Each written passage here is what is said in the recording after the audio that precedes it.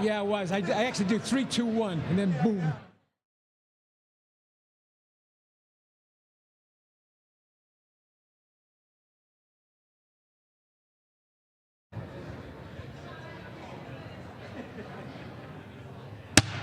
A quorum being present, this town meeting is called to order. If able, please rise for the Pledge of Allegiance.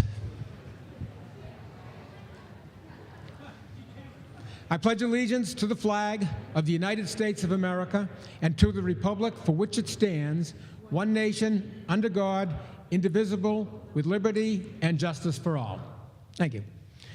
2 quick points before we begin, a couple just to reiterate things from the other night. In this hall, town meeting members sit in the lower portion while non-town meeting members sit in the upper portion. That is how we keep track of who is eligible to vote. Because of COVID concerns, however, I've allowed elected members to spread out into the upper section. I do stress, however, that in order to debate or to vote, you must come down into the lower section to do so. Otherwise, you risk not being recognized or have your vote counted. That is your responsibility. Also, I remind newer members that it is a long-standing tradition and decorum that we do not applaud or cheer during the session. This is a business meeting with serious business before it. Now, let me point out how we plan to proceed tonight. The Select Board Chair plans to take Article 2 reports from the table in order to deliver the State of the Town address. Following that, we will put Article 2 back on the table, and then it is planned to take Article 18 out of order, the budget, so we can begin working on the budget as close to the beginning of the night as possible. That's another long-standing tradition. It's good if we start early. It's possible we can get the whole thing done in one night. Again, for new members, and as a refresher for veteran members, we handle the budget a little differently than we do other articles. Each section of the budget is presented independently. I believe we have 20 sections. While we are discussing these smaller pieces of the budget, that is the time to ask questions or propose amendments on that section. If there are amendments, proposed amendments, we will vote on them at that time, but we do not vote on the section as a whole. Instead, we work through all of the sections, then vote on the entire budget at the end. Just to reiterate, we'll take the budget and discuss it section by section, amending if necessary along the way, but we only vote on the budget itself once at the end. If this becomes confusing, we'll explain it again later. Now, Mr. Doxer moves that we take Article 2 from the table. Is there a second? Second. All those in favor, please raise your hand. Those opposed, the motion carries. Mr. Doxer, the State of the Town address. Ooh, I'm sorry. Thank you, Mr. Moderator. Whoa, sorry. Good evening, town meeting members, residents, and visitors. Is this too loud or is this okay? Okay, great. So, good evening again. My name is Mark Doxer, town meeting member from Precinct 1 and the chair of the Reading Select Board. I want to apologize for not speaking at the start of town meeting on Monday night. I guess a little bit rusty after the last 4 town meetings being via Zoom. But I think it's important to deliver a State of the Town message in person. And after working out some of the kinks in restarting in person, we got off to a great start on Monday night. We had questions, impassioned and respectful discussion, and then votes, allowing us to move ahead. So first, let's all take a deep breath and say hello to one another, because we're back together in person. Town government, our personal, school, and work lives have had to make a lot of sacrifices and adjustments, but we're doing it, and we're moving ahead. It'll still take some time for things to move back to normal, or some form of normal, but again, we're doing it. Speaking of doing it, Reading government, employees, and volunteers have kept us safe, secure, and moving ahead on a good path. We have strong revenues, a record amount of free cash that's well above the FinCom's guidelines, and a AAA bond rating for when we need to go and borrow money. The last 2 major construction projects in town that were funded with debt exclusions that are over and above the tax rate are the high school and the library. They're going to be fully paid off in fiscal year 25 and 26. Just to put that in perspective, we're talking about fiscal 23 budget tonight. So 25 and 26 are right around the corner. We've seen a lot of new development in town, resulting in record new growth. In fact, more than $1.6 million in fiscal 22. That's new, recurring annual tax revenue for the town. The upcoming presentation from the town accountant will highlight this. And we've received some feedback about the development projects and things that we actually want to improve in terms of how we do that with development. Later in town meeting, the CPDC will guide us through some suggested changes to improve here as well. As the town manager mentioned, our proposal for a new major Killem school project will be eligible to receive some state school building authority funding. And the school department and school committee will be bringing forward next step proposals later this year. The Select Board established 3 important ad hoc committees to move ahead on some pressing town needs. And I'm going to give you kind of the acronyms, and then I'll tell you what they're about. There's the Park, the Recalc, and the RAC. So first, the Park. The Park Committee is something that we spoke about on Monday evening. It was created to address our downtown parking issues. This 1 year plus of hard work with members representing businesses, residents, and commuters held more than 10 public meetings and included a community survey that received more than 700 responses. The Park Committee brought forward a plan with recommendations that the Select Board will be voting on next week, and which was supported by town meeting with the approval for purchasing the kiosks for 2 central downtown parking lots. Recalc is the Reading Center for Active Living Committee. Town meeting last year provided $40,000 in funding to explore the need of the community for senior, and senior here is defined as age 60 plus, facilities and services in the form of a senior center and or multi-generational center. With these funds and 7 committee volunteers and the involvement of many community members and staff members, including Council on Aging, the committee is working to assess our needs, to benchmark against other communities, and to take a look at the facilities and programs that would really improve our system in the town. Their mission is to come back to the Select Board with a recommendation on how to move ahead. Recalc has provided its initial process and report, which is on page 54 of your town warrant. Be on the lookout for public meetings also taking place June 1st, and then in early September, there'll be a community-wide survey taking place. Recalc will then be back to the Select Board and then to town meeting in November. RAC is the Reading ARPA Advisory Committee. Reading received about $7.6 million in pandemic relief funds under the discretion and spending authority of the Select Board. We've allocated about $250,000 of this money to pandemic relief emergency supplies, including COVID-19 test kits. The RAC is comprised of members of the Select Board, School Committee, Finance Committee, and the Library Board of Trustees, and it's been meeting regularly to discuss opportunities for these funds. Be on the lookout for a survey from RAC in the coming weeks. The state of our infrastructure in town is actually quite good. We've taken good care in maintaining our buildings. The townwide Municipal Building Committee report is on page 57 of your warrant report. You can read of the great work that this committee of dedicated professional volunteers, well, they're not professional volunteers, they're professionals and volunteers, just to be clear. They've assessed all of our buildings' conditions and reported on their life stages, and I encourage everyone to take a look at that report. So, bottom line, Reading is a great place to live, to work, and to visit. I want to give a shout out to the hundreds of volunteers in our community, including those of us in this room tonight, that give of their time and their expertise to support the community. Our focus as a community is to make Reading an even more welcoming and great place for all of our residents, our businesses, and our visitors. That said, we also face a number of challenges as a community. COVID, unfortunately, is not behind us. The community rate is now over 6%, and we're no longer in the low-risk category. World events like the Russian invasion of the Ukraine challenge our sensibilities and also impact us locally as inflation from supply chain disruption looms and could be a threat for our future budgets. But one of the biggest challenges that we face is the reality that we live in times of some pretty toxic political discourse. If we're able to look a little deeper, get outside of our own homes and enjoy time together with our friends and neighbors, I think we'll find that there are many areas of agreement. We need to work together to focus on those. And when we disagree, we need to find ways to talk about it agreeably. With community forums, as well as backyard gatherings, our strength will be measured by something very simple. Can we talk to each other civilly? I don't mean to paint this as a simple picture, as clearly it's not. But the change from a one-way discussion featuring harsh words to a two-way civil discussion starts with each of us being willing to really listen as well as share our thoughts and to work together. We have some great ways to be able to do this. We have Friends and Family Day coming up on Saturday, June 11th, and we have the ever-popular Fall Street Fair coming up in September.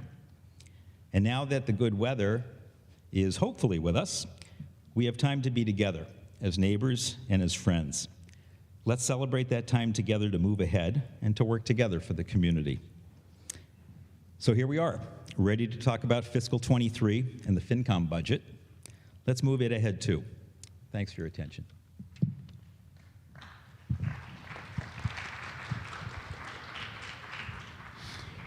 Mr. Doxer moves that we lay the substance of Article 2 on the table. Is there a second? All those in favor, please raise your hand. Those opposed, the motion carries. Mr. Doxer also moves that we take Article 18, the budget, out of order. Is there a second? Second. All those in favor, please raise your hand. Those opposed, motion carries. We are on to Article 18. Ms. Angstrom. Thank you, Mr. Moderator.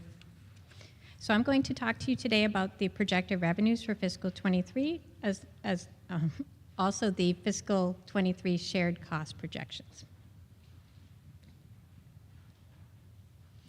So this slide shows us where in your warrant book you would find information about the different categories. Overview would be the town manager's report as well as the town accountant report, and those would be found on pages 42 to 67. Shared costs 69 to 77, and then also in the back of the book 207 to 217. And those are going to be voted on the spending scorecard on B99 to F99. The town government is on pages 78 to 128, and it will be on the spending scorecard G91 to M92. The school department, pages 129 to 190, and that's voted on line U99 of the spending scorecard. And then the enterprise funds are pages 191 to 204, and those will be on the spending scorecard W99 to Z99.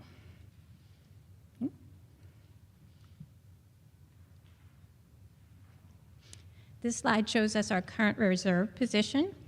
So we started off fiscal 22 with just over $17.7 million of certified free cash. At October town meeting, we used $450,052. You'll remember that $450,000 was for a purchase of a land parcel and then a prior year bill. And tonight we're proposing $2,750,000 to support the fiscal 23 budget, giving us just over $14.5 million of free cash. And then we have $1.7 million, or just over $1.7 million of stabilization funds and $200,000 in FinCom reserves, giving us just over $16.4 million of reserves, which represents 14.7% of our net available revenues for fiscal 23. And FinCom has a 7% reserve minimum, so we're well in excess of that. This slide shows you our free cash history over the last 10 years, and then projected out for the next 3. In projecting the free cash, we're assuming a conservative $1.5 million of regeneration. In fiscal 22, we're putting in the $2,750,000, and then fiscal 22 and fiscal 23 and 24, $2.5 million. And if it were to play out, that's the way it would look. The red line would depict approximately where that minimum would be for FinCom reserves. There are 2 ways to regenerate free cash. The first is to collect more in revenues than you projected, and the second is to spend less on expenses than you projected. The combination is what we call the regeneration. These are the fiscal 23 projected revenues compared to fiscal 22. You'll notice that property tax revenues are up 3.6%. The way we derive that number is to take the prior year levy, increase it by 2.5%, and then add in new growth. New growth has been trending up, and so our projection for fiscal 23 is over $1 million for new growth. We have our local revenues projected down at 1.7%. There are several categories within local revenues that haven't fully recovered from the pandemic. One being most noteworthy, interest and investment income, which continues to trail projections and had to be reduced significantly in this budget, which is the main cause for the reduction. State aid is rarely known when we're building our budget, and FinCom guidance provides that we can use 2.5% as an assumption, and they agree to use free cash at a future town meeting for any shortfall there may be. Transfers and other available funds is up 1.7% for a grand total of 3% increase in regular revenues. And then we're down on our use of free cash from 2.87 to 2.75. So overall revenues going up 2.8%. This is a summary of our spending scorecard. You can see that the general fund revenues, or the general fund expenses are going up 4.1%, and enterprise funds going up 4.8%, total 4.1%. So our shared costs are listed here, and you can see they're going up 4.8% overall. During the pandemic, FinCom gave us guidance to, well, first off, let me say that typically we do 5% of our budget for capital and debt. During the pandemic, for a short period of time through fiscal '24, we're going with 5.5%, and that extra 0.5% is being funded through free cash. So benefits are up 5.1%. Capital and debt, kind of you look at them together to some degree, because the more debt you have, the less capital you get to do. Vocational costs going up 6.6%, and then FinCom 0. Employee benefits is up 5.1%. The primary driver there is pension assessment, which is up 6.5%. And then the big 400% is really just $100,000 is what we were doing during the pandemic for OPEB contribution, and we're looking to return to $500,000, which was what we were doing prior. So that category is 13.3% increase. The premiums for health insurance are only up 1.7%, which is amazing. That's not typical, so that's wonderful. And all other categories are, workers' comp is up 2.5%, all other categories are pretty flat. This is our fiscal '23 capital. We're looking to spend $2,681,000, and this slide shows what we intend to use that funding for. Debt service is up 25.7%, so we have more debt than we had in prior years because we did issue some debt. Within the levy, we have $3,245,784, and below that, it shows you the categories that make up that debt. We also had excluded debt of $2,732,582. And it's working out really kind of well that Killem is coming as something that we're going to be doing soon, because the excluded debt on the high school and the library are planning to fall off in 2024 and 2025, which will be helpful because it will be minimizing the pain of anything else coming on as excluded debt, like Killem. These are our debt authorizations. We started off the year with $10,142,000 in debt authorizations, and we end with $6,442,000. You'll notice that the Auburn water tank is still there. We did do a short-term borrowing until we determine if ARPA funding is going to be used for that project. All the other items we're either waiting, we haven't actually issued debt. The Turf 2 with the lighting, the 402 that remains, that was unneeded, and you'll probably see us rescind that at a later town meeting. Vocational education is up 6.6%. You'll frequently see us adjust this line item because it's based on enrollment, and we rarely know the exact enrollment numbers in time to budget it, so we frequently are adjusting it at a November town meeting and sometimes even April. But right now we've got it up 6.6%. And then FinCom reserves are always, or have been over the last couple of years, $200,000, 0% increase. So with that, I'm going to move it to Fidel Maltez, our town manager. He's going to do the department budgets. Mr. Maltez. Thank you, Sharon. Thank you, Mr. Moderator. And thank you, town meeting members. So I will give an overview of the town government expenses, and I will hand it over once we reach the school department to our superintendent, and then I will wrap it up with our enterprise budgets. So as you can see here, this is the the lines that make up our town government. This is a summary table. Overall, our budget is up 3.2%, and now I will go into each line in detail. So the first line is our administrative services budget section, and the main changes in the wages are related to the number of elections that we have, and this, of course, varies year over year. In FY23, we are going to have at least 3 elections, and that is what we are projecting for, and that is the main driver for the increase in the wages. Similarly, in the expenses, there's a large portion of the increase is driven by elections. However, there is one big chunk of funding that is increasing the expenses, and that is the $85,000 that we are proposing to fund the results of a pay and class study that is looking at all of our employees to ensure that the town of Reading remains competitive in the marketplace. In public services, you will see kind of a strange shift. The wages are almost flat, and expenses are up quite significantly. The main reason for this is that we are shifting the way that we do affordable housing. How it is done today is essentially we have a staff member who is retiring, and we are going to shift to a regional format where it's going to be essentially contracted out to a group that is going to do and is doing multiple towns. In finance, on the wage side, the main change is additional hours for our finance department, and on the expense side, nothing major to report.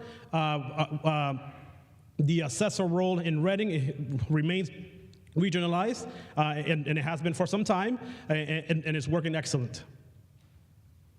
In public safety, so public safety is lumped into two lines on the wage side and expense line, but I will present it each one in detail, starting with public health. So in public health, obviously, with COVID, we realized the need to really invest in our public health department. So the first investment is a new department head who is on board and has been on board now for close to 6 months and is doing a fantastic job. We've realized also that public health has a pretty large administrative burden, and in this budget, we are requesting clerical staff to support the public health department. And as you can see in expenses, no additional requests. When it comes to the fire department, on the salary side, the increase are only contractual requirements, and on the expense side, we are requesting a very small increase, and that is due to the number of promotions that we've had in the department. In police, again, it's very similar to no major changes. The only major request is what we hinted on Monday, and that is increasing the hours of our parking enforcement officer from 22 hours to 32 hours a week. And as it was explained on Monday, the net change to the budget is still pretty minor. On the expense side, we have regionalized the animal control officer, and it is shared with Wakefield, and the feedback from the police chief is that it is working well. In the coalition, what we call our CASA. Essentially, we are funding it at the same level, considering that we have hired now the mental health clinician, Tanya, who is on board and is starting to fulfill her duties. And this was the position that was funded last year by town meeting. Expenses are level funded. In dispatch, it's nothing major to report.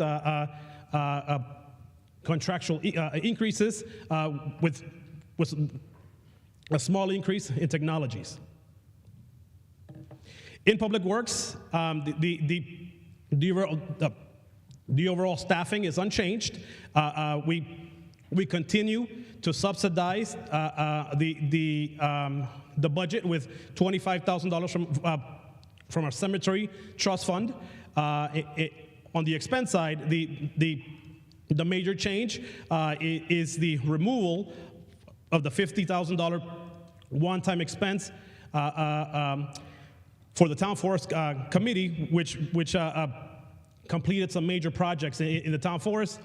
Those projects have been completed, and we don't see a need for the same level of funding in FY23.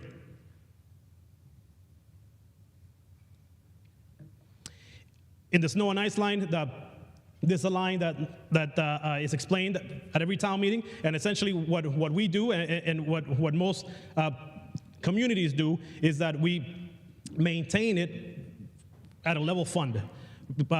Because by state law, if this line is increased, it must be increased forever. So on Monday, we requested some additional funds to balance the expense, if you will. And the request on Monday was for $200,000. We will fund this line at the same level, and will come to town meeting if needed the following April. The street lights and rubbish line, on street lighting, it remains unchanged. In the rubbish line, we are very fortunate that we are locked into long-term contracts on both the disposal and the pickup of trash. So this is really maintaining the rubbish line at a manageable level. In the library, and this budget obviously is approved and supported by the Library Board of Commissioners, Library Trust, and it's it's level funded and maintains our commitment of 13% as required by state law. In facilities, it is broken up into two lines: core facilities and town buildings. Core facilities is shared with the schools, and as you can see, it's essentially it's status quo. We're not in this budget requesting major changes. A majority of the additional expense is related to the additional filters and maintenance that we are investing in our HVAC equipment. Superintendent. Mr. Maliczewski.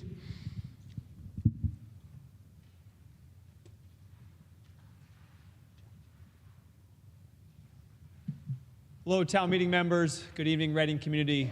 I'm Tom Maliczewski, and I'm the superintendent of schools. It's nice to see you all out here tonight.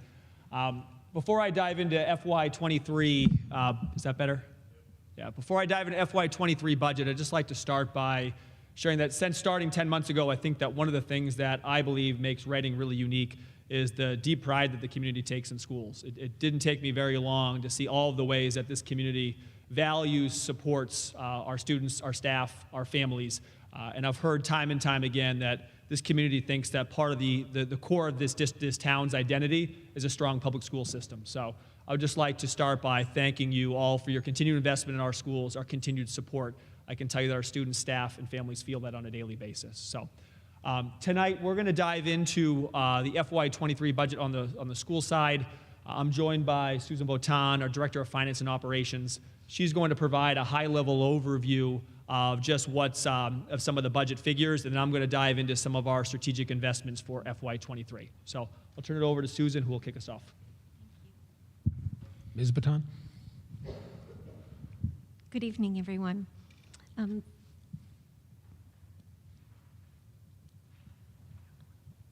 I pressing this correctly?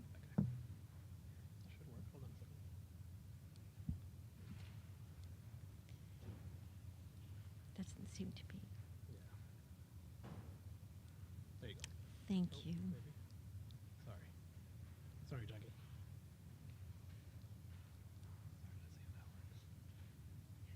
There we go. Thank you. Thank you. Thank you, Jackie. The first two slides we'll provide for you this evening is the school committee's FY23 recommended budget financial summary. This is a high-level view of the percentage and dollar increase of the 23 budget over the 22 appropriated budget. And these numbers align with Finance Committee's guidelines for the school department. The FY22 appropriated budget was $49.7 million. The FY23 recommended budget is $51.8, and the dollar increase is $2,087,365, which represents about a 4.2% increase. And of this total incremental increase of $2.1 million, $215,000 was attributed to special education, tuition, and transportation accommodated costs. Our second slide breaks down the $2.1 million increase into two categories. One, new investments / priorities, and the second, the baseline budget. Our new investment dollars total $871,150 and represent about a 41.7% increase of the incremental increase over FY22. These priorities will be defined in detail by Dr. Milicheski. The baseline budget, the part of the budget that ensures that all of our contractual obligations and legal mandates are met, totals $1.2 million and represents 58.3% of that incremental increase over FY22. These projected 23 costs were projected based on known labor and service contracts, projected needs, historical and current year trends, projected spending trends for all of our 1,300 school budget accounts. I'll pass it back on to Dr. Milicheski. So Ms. Baton spoke a little bit about just new investments. So I'm going to walk through some of the new investments that you'll see in FY23 in the school budget. This budget was built off of our central office team and school committee trying to be responsive to the needs of our students. And that starts with our central office team spending time in over 90% of our classrooms over the fall and the winter to try to better understand the needs of our students. And also spending time listening and to families, students, staff throughout the year to hear their ideas and thoughts, concerns about the future of the district. So we're hopeful for all of those who have taken time to meet with us and share your thoughts. You see that reflected here in the budget. So we were able to consolidate what we've heard and learned into three major district priorities. First and foremost, improving academic outcomes and growth for all students within safe, equitable, and rigorous learning environments. That's the cornerstone of any good educational system, is strong academic outcomes. Two, support students' social and emotional needs through multi-tiered instruction and services. And three, enhance adult practices, and streamline operational systems to increase efficiencies and effectiveness in supporting students. So that's more to becoming a more efficient organization. I would like to say that I think 1 and 2 sort of always exist in a school system, improving academic outcomes and supporting the social and emotional needs of students. Yet we would say that right now that this need has been amplified because of the pandemic. I see a lot of people out here that I've spoken about this year that I think never before have we seen so many students with academic needs sort of all over the place as a result of just interruptions in learning over the past couple of years. And also never have we in Reading, from what I hear, and also neighboring communities and across the nation, seen social and emotional needs at such an all-time high. So again, I think that these are maybe needs and priorities that have always existed, yet I think are now amplified as a result of just the context that we're in now with the pandemic. So what I'll do right now is I'm going to break down some of our strategic investments in FY23 through the lens of each one of these 3 priorities.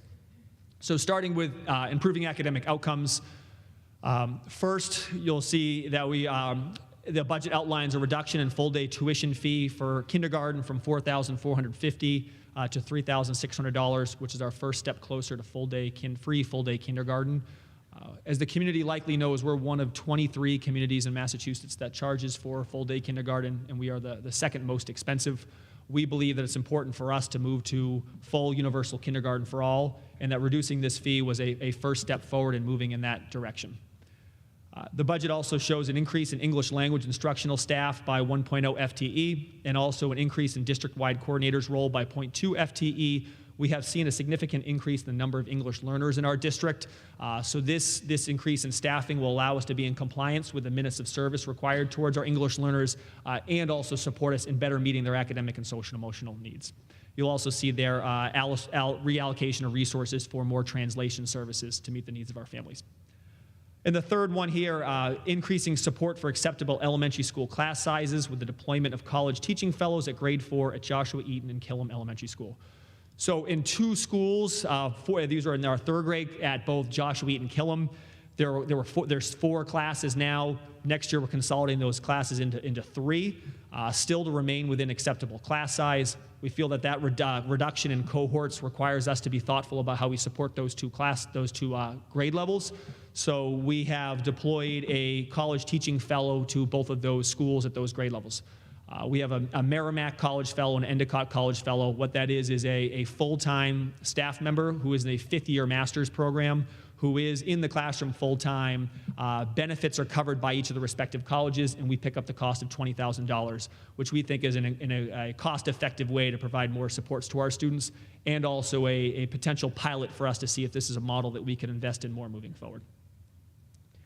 Continuing on with in the bucket of improving academic outcomes, the first, create an academic support center at Reading Memorial High School, staffed by 1.0 FTE coordinator, which is a director of academic achievement, and 2 teaching fellows. I spoke a little bit about at the beginning of just the academic need being an all-time high. I know that a lot of high school parents and a lot of high school students just say that there is just, this year's been more challenging, and that there's been interruptions in learning, there's gaps in their learning. We have to provide services and supports for our students to be able to close those academic gaps. So this will be the Academic Support Center, what we call is the hub of academic support and intervention for our students who can go to get that targeted academic support. Next down is increase the academic support by 0.2 FTE for high school students returning from hospital settings and extended time out of school. Our Stepping Stones program is currently staffed by 0.8 FTE. This will allow the staff to go to full-time in the program. We have seen a significant increase in the amount of students who are returning from hospital settings and extended time out of school, and felt that it was critical that we provide additional support in that program. And then the last bucket here ties closely to innovation. We've heard a lot from students and a lot from families and staff members about wanting to move our high school to become more innovative in several different ways. The first is a new pathway. So we have currently at RMHS, we have 1 computer science course. As many of you know, next year we're offering 2 additional courses, an introduction to computer science, a C++ Java course, and then also an AP computer science course. And we're hearing from students, that's really exciting, but that's not enough. I think we know that just the world that we're in right now, that these are the skills that really propel our students to the next level, and that our students need sort of in the academic world and in the job market. So this is the beginning of what we hope is a more robust pathway and program in computer science, and possibly other exciting areas for students that align to areas and also some of the needs in the job market. Dual enrollment program at Endicott College. This year we piloted a dual enrollment program. For those who are not familiar with dual enrollment, it allows a student to take a class here at RMHS that gives them both credit at RMHS and college credit. So this year we piloted 2 classes for our seniors. So the students, when they enroll in a dual enrollment class, in that class they get 3 college credits from Endicott College. They are also technically an Endicott student. They get Endicott credentials, and they get access to both the online and the on-campus activities. So that's a program that we believe is a door opener for our kids in being more competitive as they enter into the job field and to college, and also potentially a financial saver for students as they're going into college with college credits already in their pocket. So this FY23 budget reflects a continued investment in building out that program. And then lastly, another pathway is our Gateway to College program at North Shore Community College. This is an early college program for some of our at-risk students, students who are at risk of dropout. This allows students to enroll in North Shore early, start to get some college credits, and offer something a little bit different than the traditional high school experience. We've seen some students have some success with that this year, and this budget reflects a continued investment in that pathway. Shifting into the next bucket, which is around supporting students' social and emotional needs. Again, I see a lot of people in the audience who I've talked to this year about their own children struggling, just having needs around social and emotional needs that we have to be thoughtful about how we can meet those within the school setting. One of the gaps we've identified is before this year, we haven't had a full-time school counselor or social worker within all of our elementary schools. So this first bucket here reflects our biggest financial investment this year, which is the creating of a dual role of an adjustment counselor with a METCO coordinator at every elementary school, reflected as a 1.0 FTE. This is funded 50% from the operating budget and also 50% from the METCO budget. So these roles, I think, primarily is to be a support social and emotionally for all students in the building, to be a liaison between our family members and resources in the community, and that's on the school counselor side. On the METCO side, as you may know, we are expanding our METCO program by 40 students next year, and we believe that this is a way to provide more direct support to our Boston resident students and to help us to be able to build our program out in more thoughtful and strategic ways. The next bullet is adding a 1.0 social worker within the REACH program at the middle school level, which is a program designed for students with significant social and emotional needs. After that, increasing secondary schools adjustment counseling staff by 2.0 FTE. This will have one additional school counselor at Parker, which will equalize counseling supports between Parker and Coolidge, and one additional school counselor at RMHS. And at RMHS, this will not be another guidance counselor. This is intended to be someone who, in addition to the guidance support, someone who can provide social and emotional support to students who may need that. And then lastly, under supporting students' social and emotional needs is the increase of health services to students through the addition of 1.0 FTE nurse. This will enable us to have one of our nurses right now, who is our lead nurse, one of the high school nurses, to be elevated to a director of nursing, and that enable her to provide district-wide oversight and also be able to fill in as nurses are absent from time to time. I think we've all seen this past year, the demand on our nurses has been tremendous. We also know even outside the pandemic context, we have a lot of students with significant health needs that providing this additional layer of support we think is critical for us to be able to make sure that we can effectively support our students' health. And then our last bucket and our last slide is around enhancing adult practices and streamlining systems. This is around just becoming a more efficient educational system. The first one does not have any budgetary implications, but this is us as a team continuing to think about our team chair role and how we can use that role, which is now full-time in all of our buildings through the ESSER grant, to provide more support to our principals and to our staff. The two that do have budgetary implications on this slide is first increasing the data specialist role by 0.4 FTE. Right now, in a time where digital, our use of digital platforms is at an all-time high, and we are getting tons of sort of student data around teaching and learning, it's important that we have someone in a role who can help get students up and on platforms in a quick and efficient way, and also help to be able to get turnaround data in real time, get that data in the hands of teachers, so that way teachers can make adjustments in their practice in response to trends in student learning. And then last, reallocating funds to professional development for targeted and expanded opportunities for all instructional staff. This reflects an investment in our team to be able to provide more coaching, support, professional development for our teachers. If we want our teachers to learn and grow and to be more effective in their work, we need to continue to invest in their learning and their development. So again, I'd just like to thank the community for the continued support in our schools. We say it really takes a village to sustain and build a really strong educational system, and that's what we have here in Reading. We look forward to questions tonight, and again, thank you for the continued support. Mr. Maltese. Thank you. And as shared, I will wrap it up with the enterprise budgets.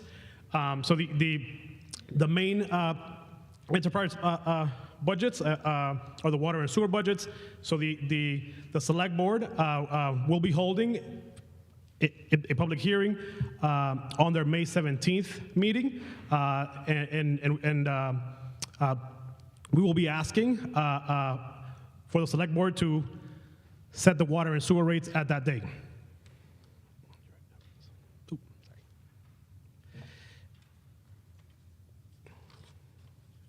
So the major change from this slide is that when the budget was developed, we had a lot of unknowns on the water and sewer rates, with a lot of discussions with our committee on ARPA and the select board. We are really focusing on trying to minimize the increase in the water and sewer rates, at least in FY23, hopefully also in FY24.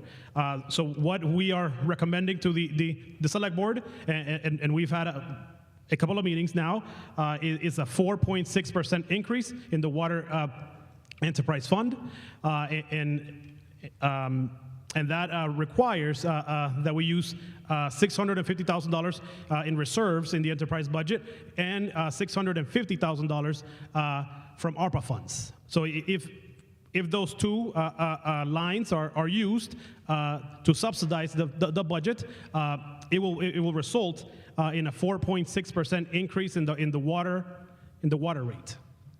In the sewer rate, we initially had estimated a 1.8% increase, but again, through conversations with our select board on May 17th, we will be requesting that the reserves be increased from $350,000 to $450,000, which will result in a net zero increase in the sewer rate. So once you combine the water rate and the sewer rate, so 4.6% and zero, what it results is in a 2.2% increase to residents in the combined rate. Of course, this is pending a select board public hearing on May 17th. On the stormwater enterprise fund, we will be using $300,000 in reserves, and essentially the rate is unchanged in FY23, and the rate as shown is $60 per home, essentially. The PEG Access Fund is the fund that essentially pays for RCTV, as explained in previous town meetings. This is a pass-through fund, if you will. It is essentially the access fees that are paid by Comcast. They are handed to the town of Reading, and we hand those to RCTV. Essentially, it's a way to fund the work of RCTV. And lastly. Did I go too far? Oh, go back, sorry. There you go. There it is, sorry. And lastly, this is a new fund that is shown in this budget. It is a very modest $30,000 fund, and has actually been in place since 2002. It is a landfill trust enterprise fund. And essentially, it is a holding account for the developer to essentially guarantee that the testing on the previous landfill is completed. This is it's not an expense to Reading. It was a recommendation by the state to essentially make the use of these funds more transparent. And that is the last enterprise fund. And I just wanted to provide one point of clarification. In the spending scorecard, as it was originally developed, we found essentially a mistake in the transposition of numbers. So we the modified motion, which we will be presenting today, is this one, and it has been voted by the Finance Committee. And essentially, we had a mathematical error and counted a fund twice. So it is a a reduction in the overall budget. Thank you. Thank you. Finance Committee report, Mr. Ross.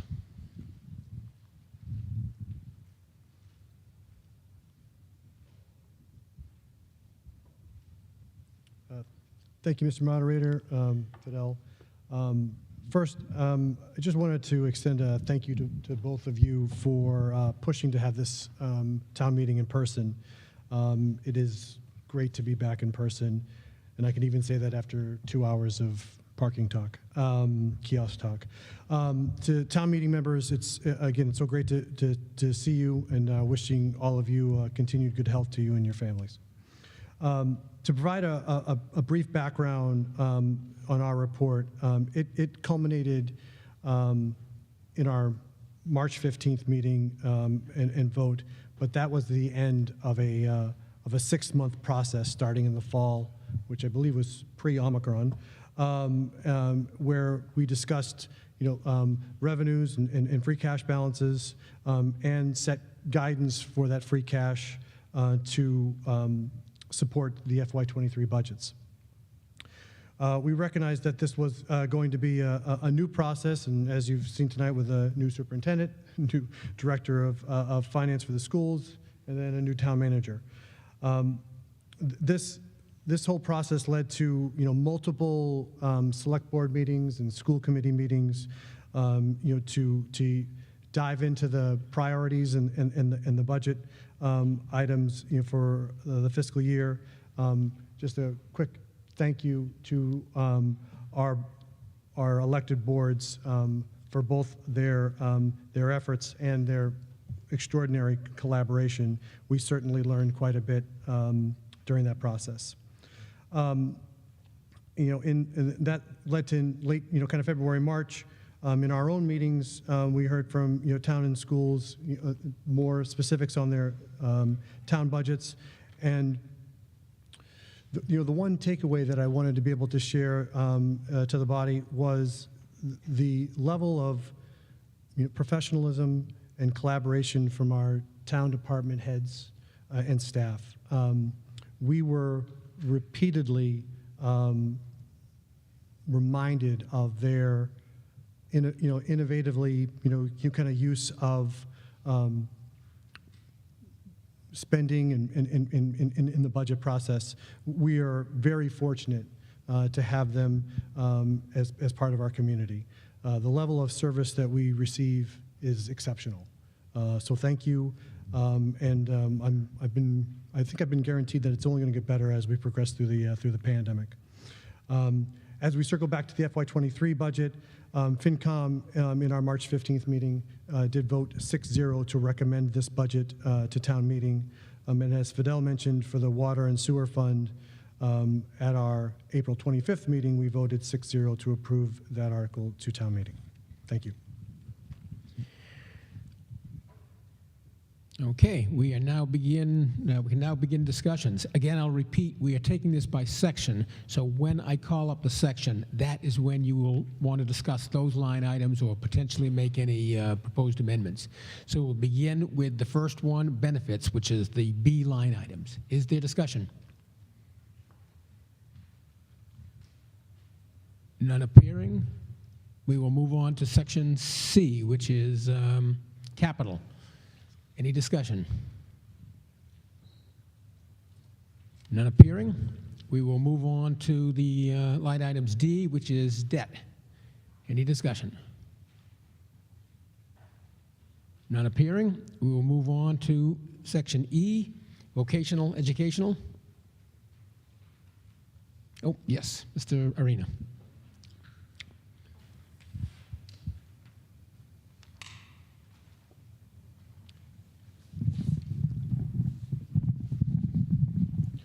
Thank you, Mr. Moderator. John Arena, Precinct 1. The cost, I noted in the overview that the cost for a vocational education had been increased. I was curious what the amount per student is. As we talk about greater or fewer students per year and that number rising or falling, I'm just curious, what's the actual cost per student that contributes to that rise or fall? We are trying to check that, Ms. Arena. Just give us 1 second. An approximation is fine. Is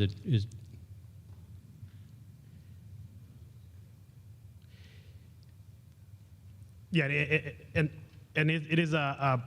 is different, obviously. So in there, in the budget book, I want to say for the Metro Voc, it is last year's enrollment. Sharon, I don't know if you have an answer to those numbers. I do not. Do you want to come up here? Ms. Angstrom?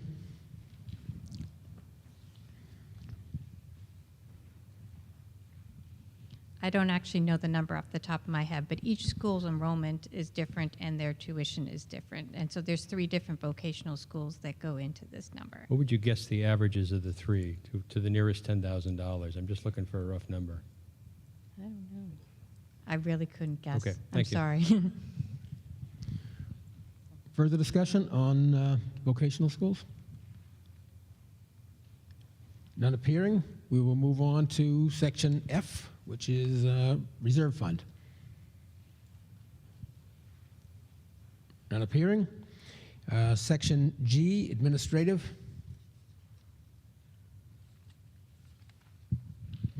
Oh, yes, Mr. Arena.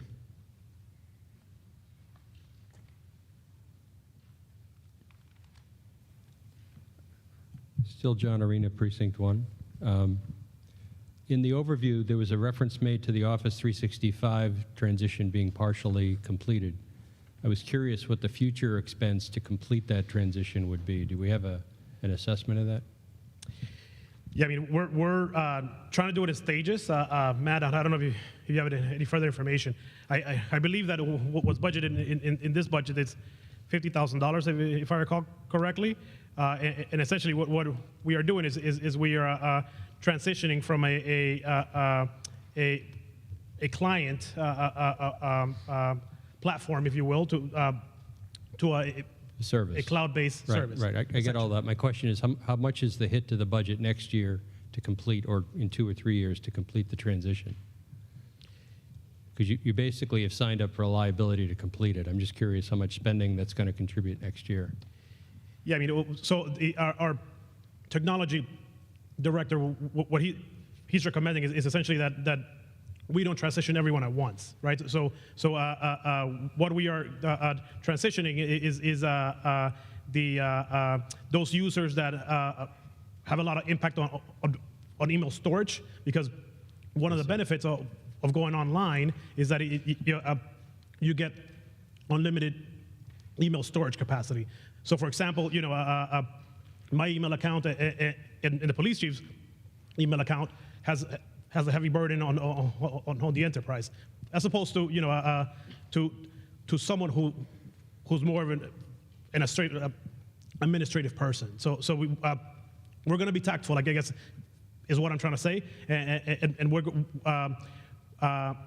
we are planning to do our best to make sure that there's no big impact on the budget year over year. Yeah, it changes a capital expense every few years for new PCs and software to an operating expense every year. Do you have a sense for how many dollars per seat or how many seats we've converted already? So we started in this budget, and we are requesting more funding to continue. I know that my seat is on it, and it's a huge benefit. Right. It gives you the entire platform. All right, thank you. Further discussion on section G? None appearing. We will move on to section H, which is public service wages. Any discussion on section H? None appearing. We will move on to section I. Oh, did I miss somebody? I'm sorry. Where? Okay, yes.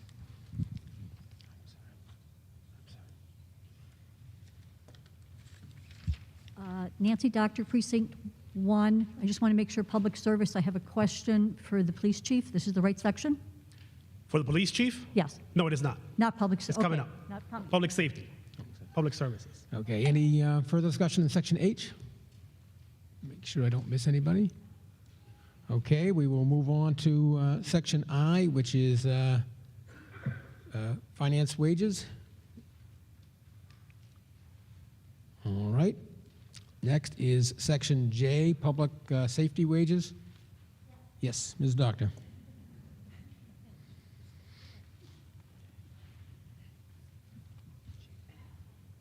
Nancy Doctor, Precinct 1.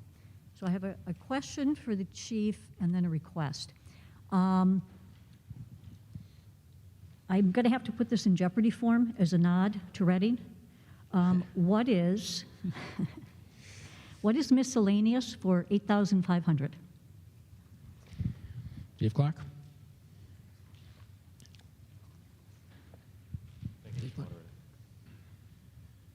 Nancy, that was the accumulation of a few different small items we asked for. One was add-in to for professional development. One was added for reimbursement. So it was, when we did the budget with Bob last year, it was just added in as one little. That was all the sums together. Okay. Then the request I have also is, I notice your overtime is pretty consistent, even pre-pandemic. It's give or take $500,000 every year. And I understand you know where that all comes from, but we don't. And the reason why I'm asking if you could provide us in our next spring package, maybe a breakdown of what your database is, of how you monitor and track that, is because you've done such a nice job showing us kind of where all your police calls come from. And I really believe that that actually helped convince town meeting to support the embedded mental health worker, because we're able to track that. So you say here that you don't have any significant changes for your staffing needs, but I think if we could really take a look at what the overtime patterns are, perhaps we might see that there is a need, whether it's for police, more, citizen personnel or police. I would like to see that next year in your budget presentation, if you wouldn't mind. Okay, so I just want to make sure I understand so I can give you what you're looking for. If we had a breakdown of like court costs for the officer to go to court for arrests, officers stay late for report writing, if we have a serious Exactly. call, something like a breakdown like that. Because you have some mechanism now, you know where all of these costs come from, but we don't know Okay. what they are. And I think that would really help us. All right, I can Okay. definitely do that. Thank you. Thank you. And I had you the right way, what you're looking for. It's kind of a breakdown of overall. Yes. Okay. So we can see what the, if there's a pattern. Yep. And if there's patterns, then we can maybe perhaps make adjustments or changes or even recommendations, even if it means staffing. Okay, perfect. I will. Thank you. Thank you. Thank you. Further discussion on Section J? Did I see a hand? Nope. Okay, we'll move on to Section K, Public Works Wages. All right, we'll move on to that was K91. Now the K93, which are also Public Works. No, all right. We will move on to Section L, Library Wages. Yes, Mr. O'Neill. John O'Neill, Precinct 6. I must say I'm disappointed once again. I've brought this up in previous town meetings. People should understand that up until I think our population reached 25,000, the state mandated a minimum of 15%. And then they so we went over the 25, and so we immediately went to 13%, which is, once again, it's the minimum. So last year, all right, we went to 13.5, and now it's one of the few items in the whole budget where we're actually going to say we're going to replace town revenues. We're going to rely on trust funds and donations to fund an essential item of our budget. Yeah, I was going to make an amendment, but I'm going to implore that the Finance Committee, so FinCom and the new town manager, take a look at, like every other item you're supposed to be doing, zero-based budgeting based on the need, and not take a percentage that is an arbitrary percentage from the state and it's the minimum, and say that in Reading we're going to be satisfied with the minimum as far as what the town's actual revenues are going to be contributing. Thank you. Further discussion on this section? Yes, in the back.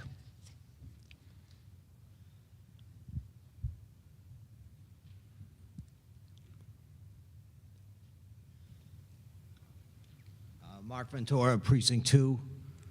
Just a question on the library wages. We just had a recent hire for the Director of Social Justice and Equality, and that position started March 1st of 2022.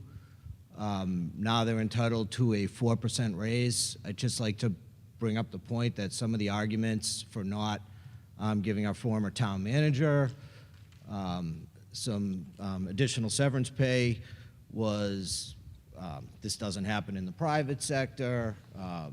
You know, this position was hired this year under a budget approved by town meeting, and shortly thereafter, it's an immediate 4% raise for a position that's really just started.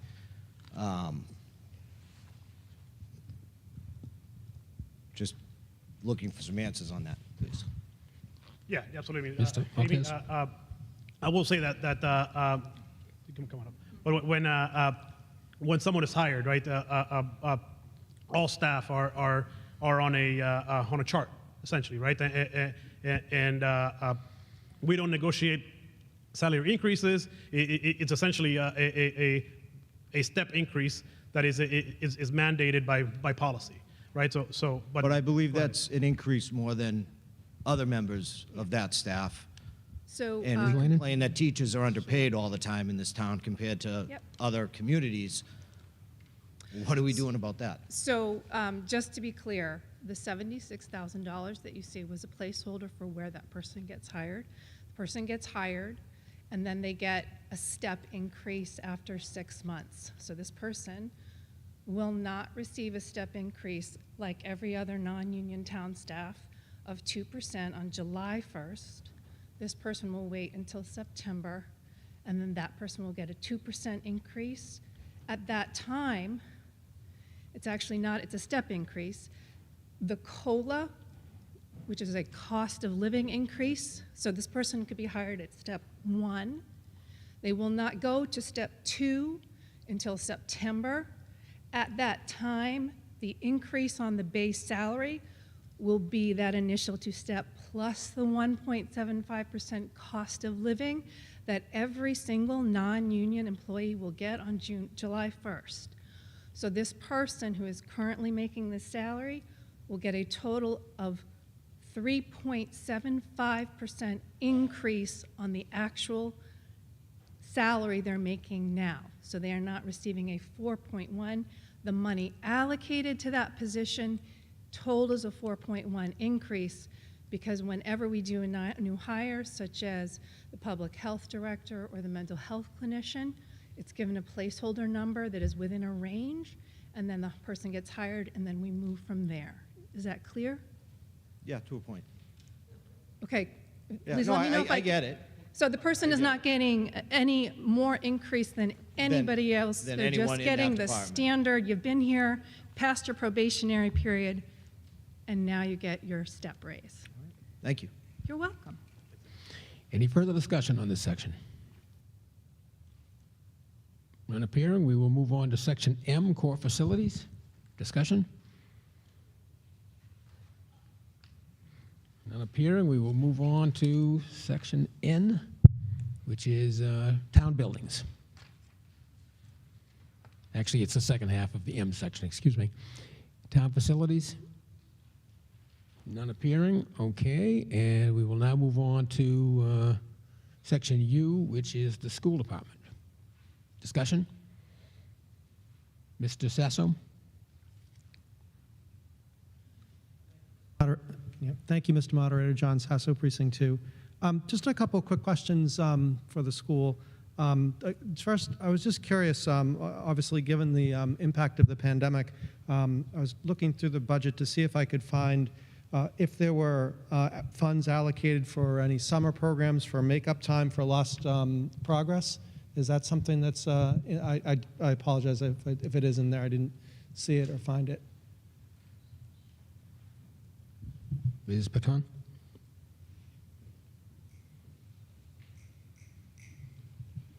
Yes, thank you for that question. We have 2 summer programs running this summer, an extended school year program for students who are on individual education plans, and a summer literacy academy for our general ed students who would like to participate in catch-up programs and to build their academic performance. Is that being offered as a voluntary program, pretty much? As a monitoring It's not a required program, or is it? The Literacy Academy is not a required program. It's not a mandatory program. Okay. And then just a, kind of a follow-up on, I was looking through the charts on enrollment and seeing where things have gone over the last 10 years or so. Looks like we've lost about 700 students since 2012, 2013. And then obviously there was a blip in 2019 to 2020, which I'm curious if that was because of people pulling students out of because of the pandemic into private schools, or if that was actually part of the, the waterfall of kids moving through the system. I'm curious which of those two, or maybe a combination of them, that was. Reading, like so many other communities in the Commonwealth, experienced significant or larger than normal enrollment declines in FY20, FY21. We do see that enrollment from projections prepared by NSDEC. They're going down slightly between 1.5% and 2% over the next couple of years, but then they're leveling off. We have hired a demographic, Dr. McKibben, a demographer who's going to conduct an enrollment study and a demographic study of Reading in order to prepare 15 and 20-year projections for our community. So that I was curious if that was time to do that again. And then I guess just along those lines, this year you've decided to increase the enrollment on the METCO program. And I also saw something somewhere, I think, about joining the school choice program. I'm just curious in terms of the funding that you get. Are you covering your per pupil costs, or what is your approach to that? Yes, our METCO enrollment is projected to increase by 40 students. With that comes about $270,000 of additional grant funding, and those students are included in Chapter 70 funding. In addition, we are moving forward with school choice. Each student who enters our community through the school choice program brings $5,000 from their sending district. And those funds sit in a revolving fund and can be used by school committee on a wide range of services with no further appropriation. So is that in addition to the per pupil? Or is that in? Because like the per pupil cost, I think in Reading somewhere, what, 12 or 14, something like that, I believe. I mean, it doesn't have to be exact. I'm just curious. Well, the foundation enrollment per pupil cost is about $12,000 per pupil. The children who are coming through school choice are moving into open and available seats that require no additional staffing. So their increase is essentially an incremental increase for consumables, for paper, workbooks, et cetera. So the $5,000 more than covers that incremental increase in costs that each student brings.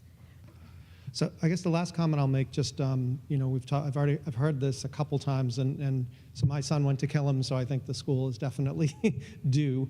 But as we kind of prepare to move forward with that, especially as we've lost enrollment, and as you've talked about combining classes, looking at what that school may look like in terms of the required footprint and classrooms and i.e. costs that it'll translate to. I guess I would just leave us with the thought that we should be looking very critically at that, given the cost of construction has gone through the roof, and to address obviously what may be future needs. But I'll just leave it at that. Thank you very much. Thank you. Thank you. Further discussion on this section? Yes. I just had one more thing. Oh, to sure. that, too. Mr. Thank you. Malachewski first. Yes. Thank you. As a town meeting rookie, too, I didn't want to interrupt. I didn't know etiquette once Susan had come up. So one thing to add to the first question, I think is a really good one around extending learning time. I think there's a lot of research around now. One of the best things that a school district can do to respond to some of the gaps in learning is to figure out ways to increase time on learning, whether that's using after school time, whether it's using vacation time or using summer time. So I'd just like to point out something that from this year we've done is look at some savings within our budget to allocate towards vacation academies. So during February and April, we invited sort of all students across the district to come to targeted time on learning to focus on closing some of those gaps that we've seen for students and to accelerate learning moving forward. We've also now launched a tutoring initiative in all of our schools to provide some additional before and after school tutoring for students that may need a little bit of an extra push. And I think Susan spoke a little bit about some of our programming, summer programming as well. Forecasting ahead for FY23, I know that in conversations at some of the upcoming RAC meetings, I believe that we think that that's sort of something that could be on the table for us as we think about potential thoughts of use of pandemic-related funds is potential investments, again, on some of those initiatives around extending time on learning for students that have proven to close some of the gaps for some of our students. So I just wanted to add that additional piece of context as well. Thank you. You can go ahead. Emily Sisson, Precinct 2. I just wanted to, say thank you for making the initiative to try to get free full-day K in place, even though my little guy's in first grade. That's fine. We'll be fine.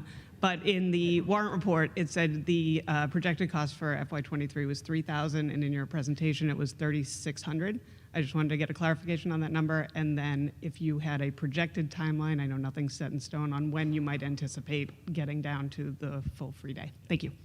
Mr. Milichewski. Great question. So in our initial budget presentation to school committee, the number that we had put out there to start the conversation was $3,000, right? And then I think continuing conversations between our own administrative leadership team and school committee, we felt like, dropping down to $3,000 would have put us in a more difficult position by kind of whittling down too fast that revolving account. So what we had felt was allowing, keeping that revolving account a little bit higher through keeping that tuition slightly higher at 36 versus 3,000 would give us a little bit more flexibility moving into the future. Now, we spent a lot of time, I think, again, as a central office leadership team with a school committee thinking about what does the path forward look like. At one of our most recent school committee meetings, we landed on sort of our ideal pathway forward was a 3-year high needs model, which is something that means the goal is within 3 years to be able to move towards full day, universal free kindergarten for all. Again, a lot to have to happen, a lot of conversations to be able to move us there. And what that also meant was that now we've expanded the definition of who gets free kindergarten now in our system to also include English learners. So previously, students who were economically qualified because of the income threshold, also students with disabilities, and now we've also added English learners to that category to also match with what the state categorizes as high need students. I'll also invite up our school committee chair too, who did a lot of the legwork and also mapping out what that 3-year high needs model would look like too. So I'm not sure if, Tom, you have anything additional you'd like to share. Mr. Wise?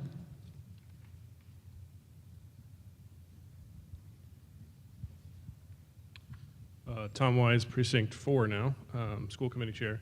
Emily, thank you for the question. I'll refer the body back to the January 20th meeting of the School Committee for more details than my brief summary here.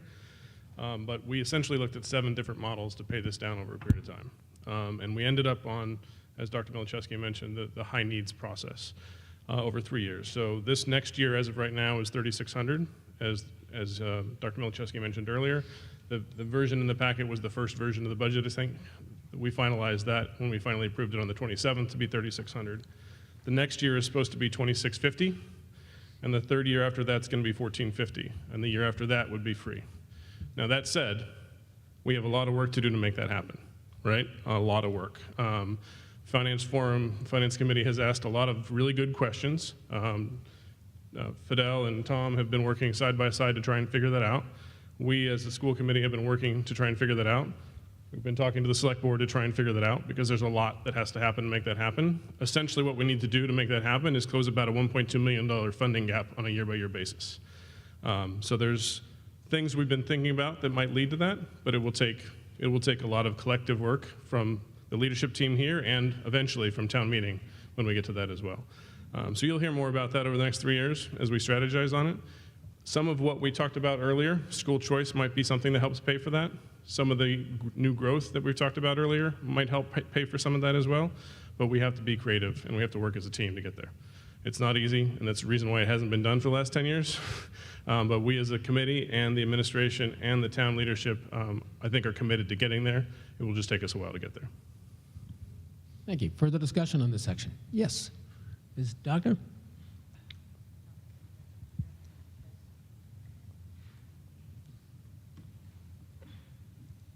Nancy Doctor, Precinct 1.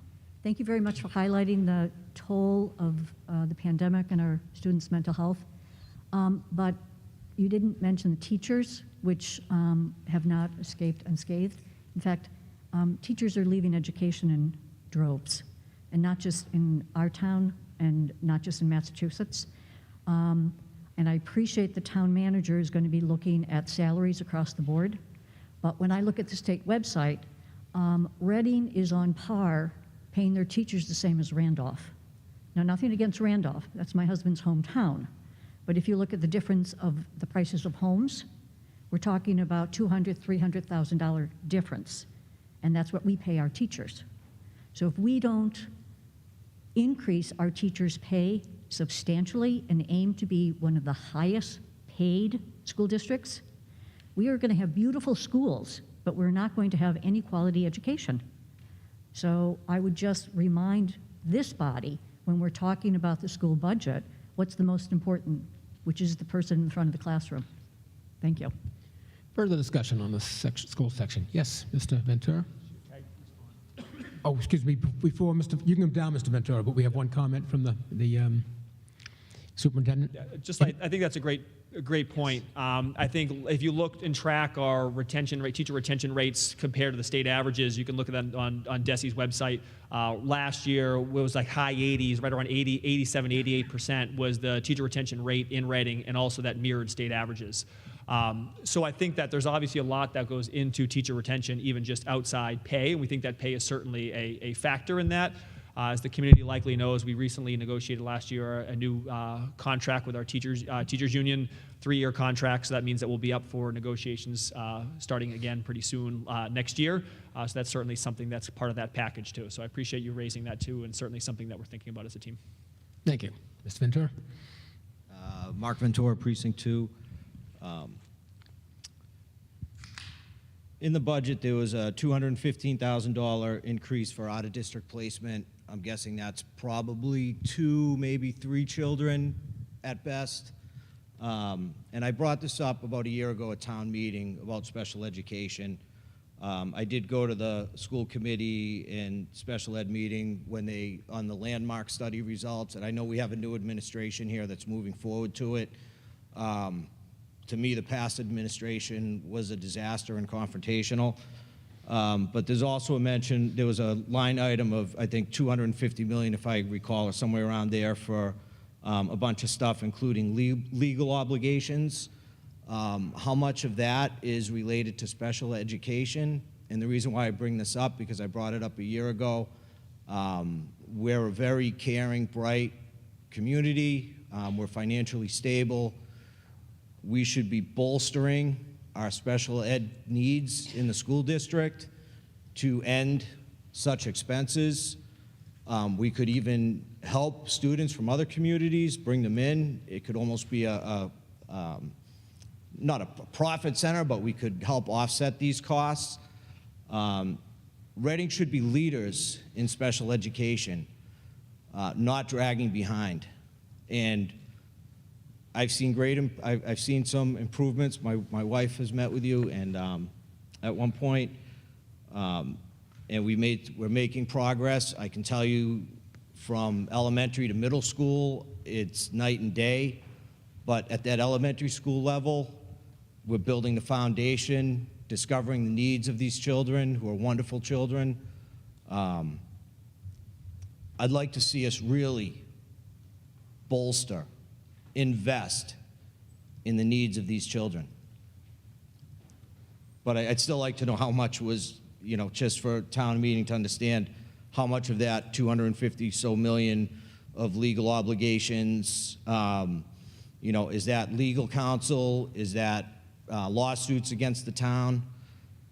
How much of that money is associated with what was described to me at that landmark study by some people who will remain anonymous, a system, at least at that point in time, was described to me as broken. Do we have any idea on those numbers? Ms. Baton?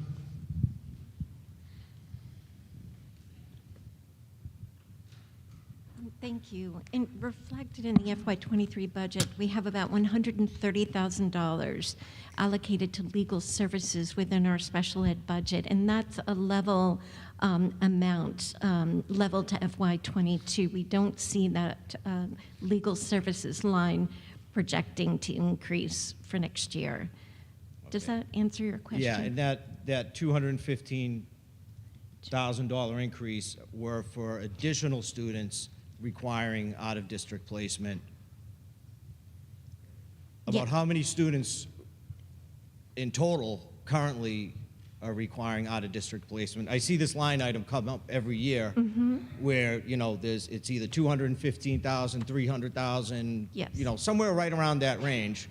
So it seems like we're increasing a few students yearly on this when, you know, no one wants to send their child out of district. It's socially draining. It's, again, we are a great community. We should be leaders in this. So how much in total do we spend on out-of-district placement, if you can answer that? So I will find out for you. We spend about, give me 1 second. While you look, can I address the Well, overall pricing issue? that would be great, but I can also, before turning it over, Mr. Wise, I can let you know that there are 57 students 57. Enrolled in out-of-district placement, and the $215,000 that we project to increase is about 3 students. Out-of-district costs are about $4.5 million. 4 point, okay. For Reading, Yeah, yes. it's pretty significant if we could invest that into the program, keep these kids in the community where they belong, because I am a graduate of the Reading school system, and I'm grateful for that. And that's part of the reason why I came back home after I moved out and started my family. So I'll let you take the floor, Tom. Mr. Ventura, thank you for the question and the comment. I think if you look through the trends that you'll see, though, that this is the first year in a few years that it's actually going back up again. In the last couple years before that, we've been steadily bringing it down for exactly the reason you're talking about, is that we want to bring as many kids back in district as possible, as long as we can service them. And that's a key caveat, right? If we can't service them, then we need to put them in the right place from a right educational perspective.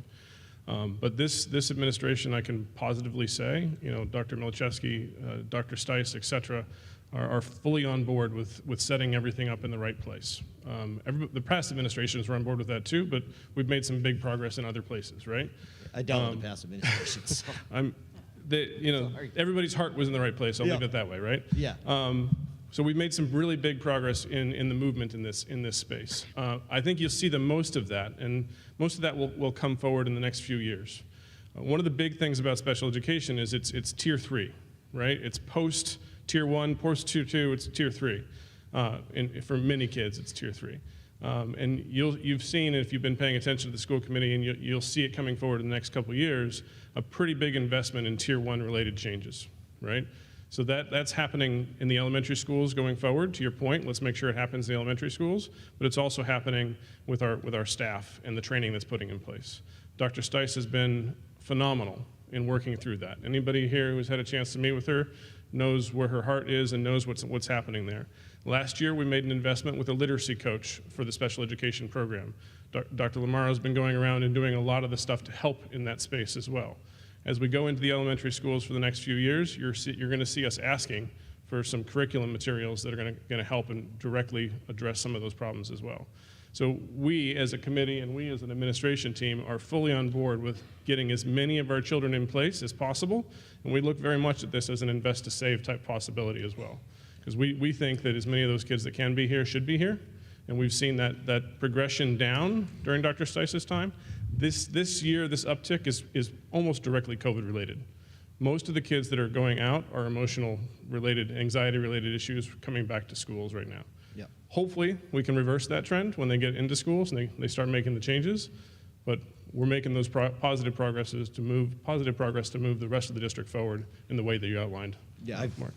feel we're in good hands. Like I said, my wife had a meeting. And yeah, COVID has been a disaster, but I just wanted everyone to know how much we spend on these out-of-district placements, and so maybe we can get further support from town meeting and everyone else on this matter. Thank you very much. Thank you. Further discussion? Yes, Ms. Downing?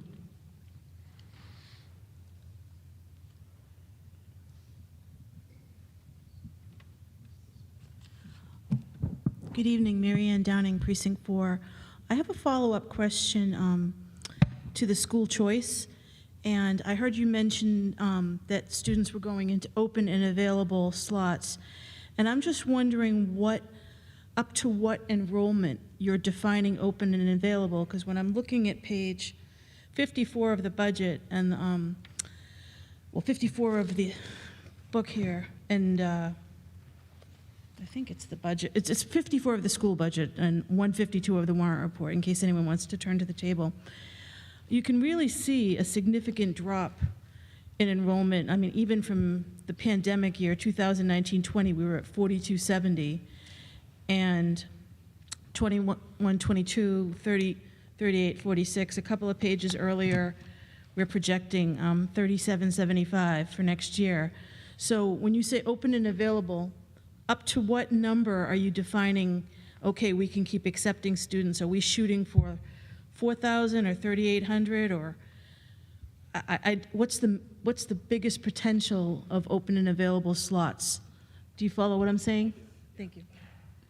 Mr. Malachewski? Thank you, Mayor. That's a great question. So at the upcoming school committee meeting, we plan on defining where exactly those seats will be, and defining it by school level and by grade level. So for example, we may say that we have 3 seats open at RMHS grade 9, 2 seats open at Parker grade 6, 3 seats open at Wood End grade 1, and be that level of specificity. So I'll break that down a little bit more, but we're not looking at a sort of district-wide, trying to at a target number. I think, as you likely know, we don't have numbers in our teachers union contract that specifies like class size, that it's sort of a bar that we can't go over at certain levels. Yet school committee has worked closely with us, at least in the past year, for us to be able to set sort of what we think are reasonable guidelines for class size. We see, as you look sort of through those charts, for example, we're expecting a significant decline in enrollment in 6th grade at Parker. So we anticipate that might be a spot where we have a couple of seats available. And we're currently in the process of going through that same activity with all of our principals to identify, pockets of seats. I think that we are in year 1 of school choice, approaching this very conservatively, and we're thinking maybe a pocket here or a pocket there. This is not something where we look like we are trying to expand significantly the number of seats. So if I had to give a rough estimate, it's a couple at each grade level, and we're currently working with our principals to define that out a little bit better now. So after 5-9, I'll be able to give a more clear answer on that. But again, we're trying to approach that very conservatively, just by Parker is one example. Also, if we have a class sizes, say, of 4th grade classes of 20, 20, and 20, do we then have a seat or two that we can then offer? I would also like to add that this is school choice is an opportunity for us to have children of staff members also to enroll in the lottery, to have their children, and we know that could be a potential benefit and a potential perk and a retention strategy for teachers who want to be able to send their kids in district. That's also a possibility through school choice as well, and we think is one of the major draws of the program as well. Yeah, Ms. Downing? Just one follow-up, and I hate to have to ask this, but if we're really on this lower downward trend, but we're still staffed as if we have, 4,200 kids, but now we have 3,600 kids, 3,700, is there a point where we say, okay, school choice can't make this up, we have to right-size our staffing or shift things around? Like, I don't know what the plan is. Okay. Mr. Malachewski?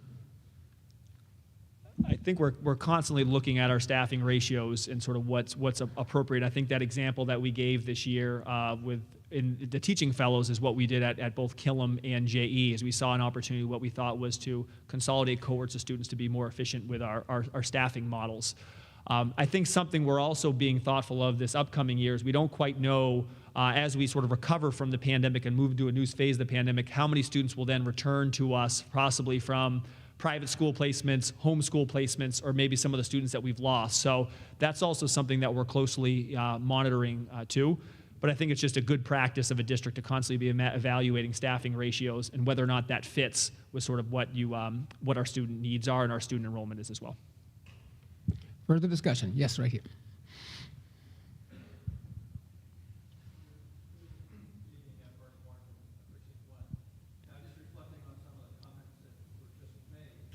With respect to wanting to pay teachers more, and with respect to trying to create a good high-quality education. At the same time, we want to do the best for special education, but I note that the special education budget is 32.6% of $17 million.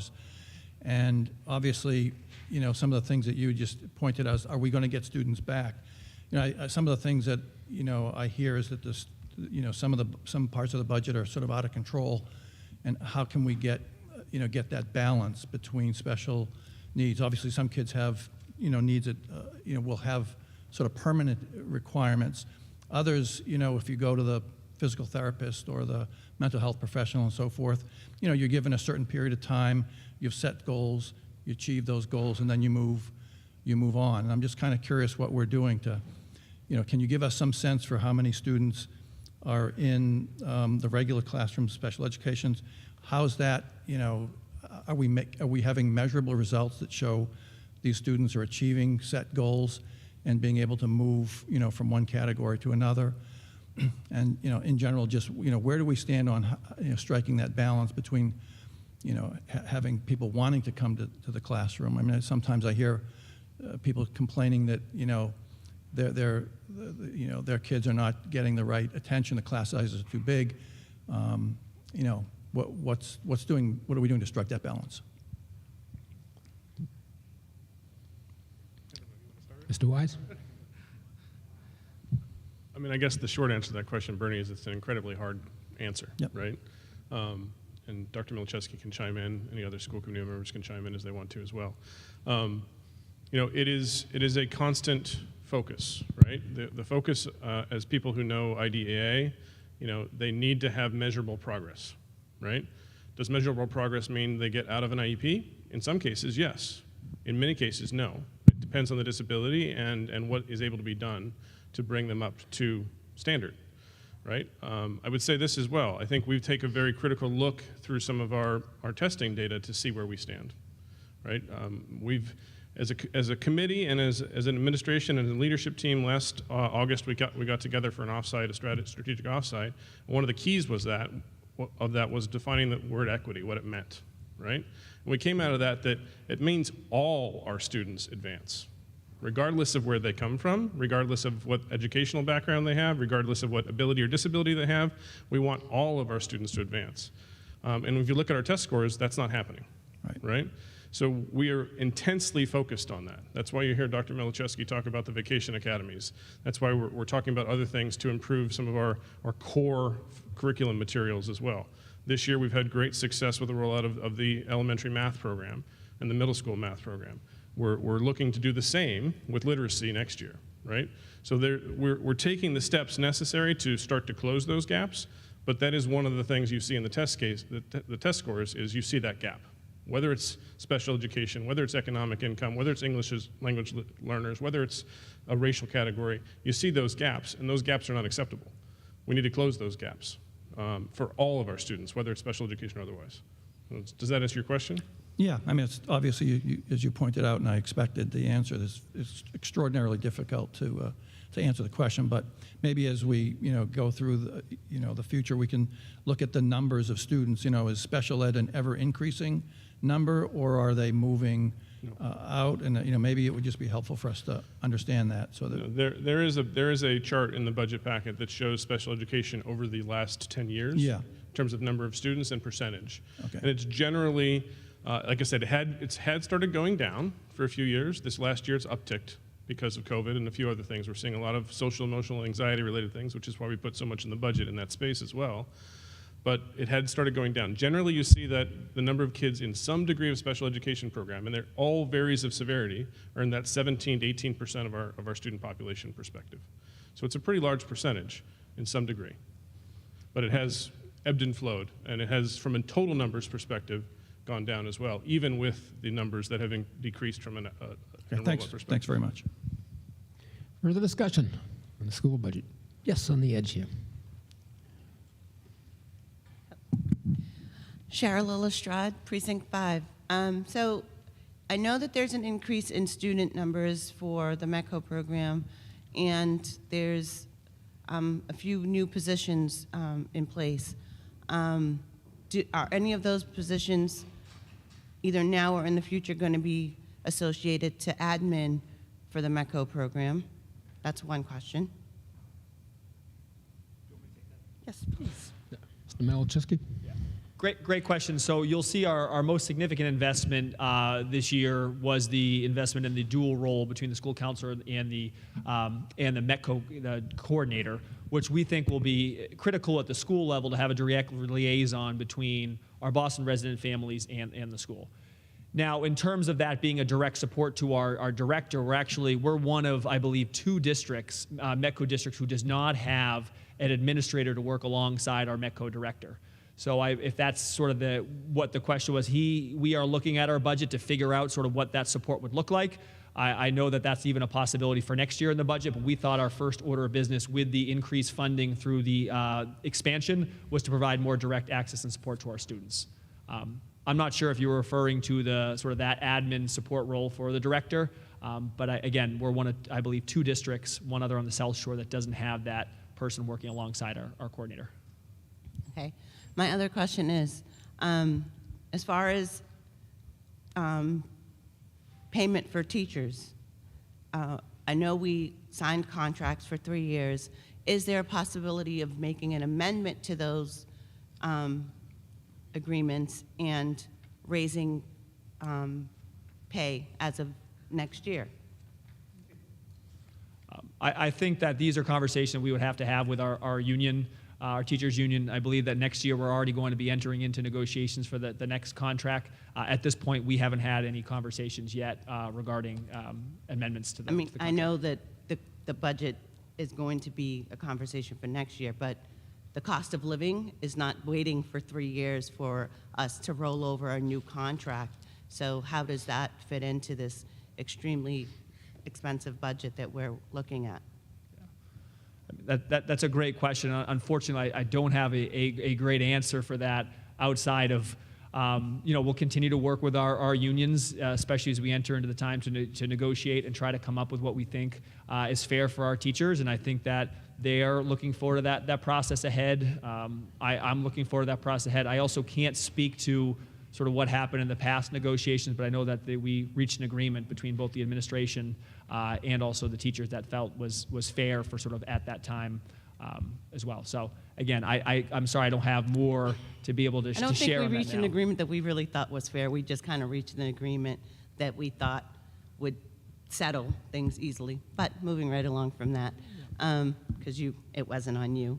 My final question is, we're talking about increase in class sizes through choice, and we're also talking about students who have lost time in the classroom due to COVID.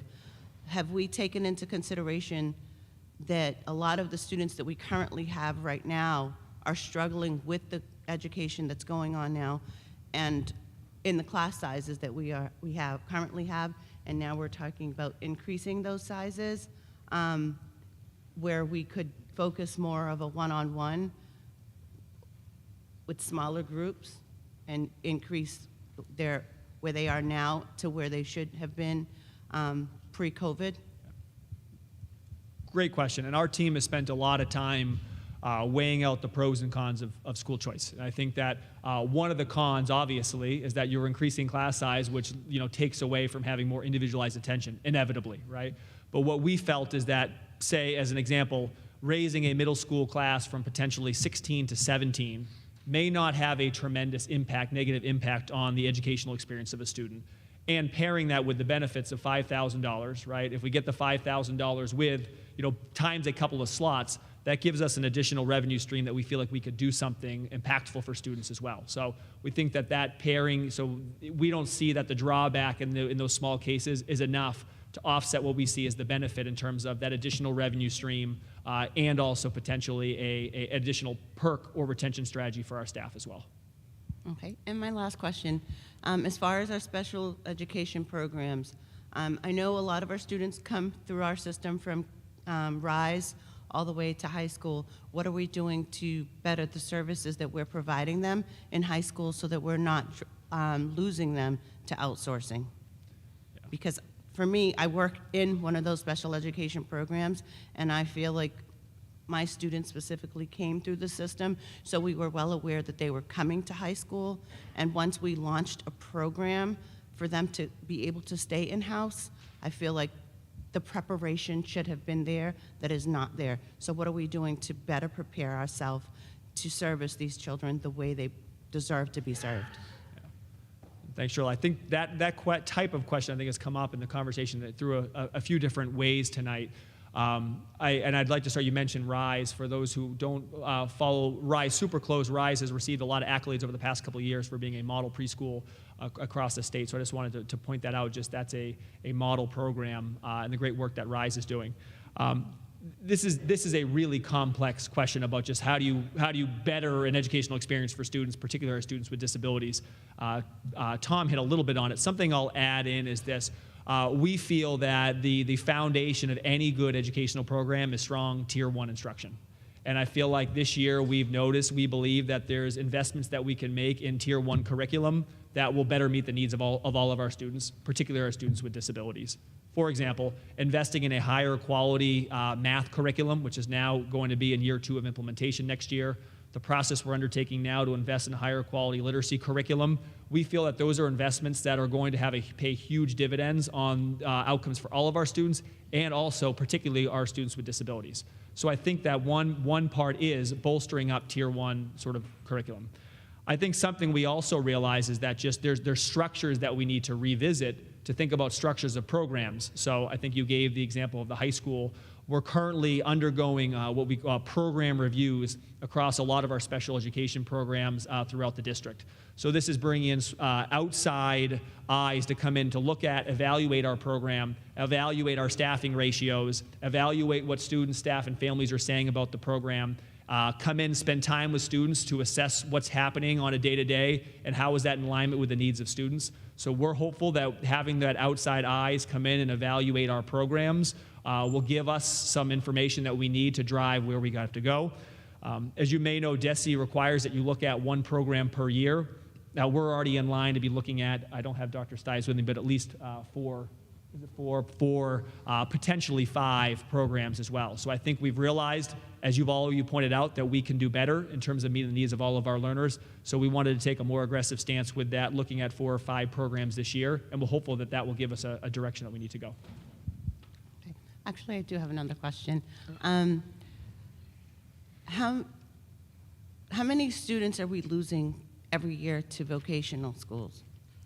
Because we can't service those students in-house, because that's a cost that we're losing as well. Even though we're partnering with, like, the Voc down the street, I mean, we're losing students to those vocational schools. Are we paying for that too? Susan, do you have the exact numbers? I don't have the exact enrollment numbers for vocational ed. My apologies, but I can get them for it. Okay, so is there another way that we can also look at changing the way we do things as far as education for students who are not all academically strong in-house as opposed to outsourcing? I think that's something that we need to look at for the future as well.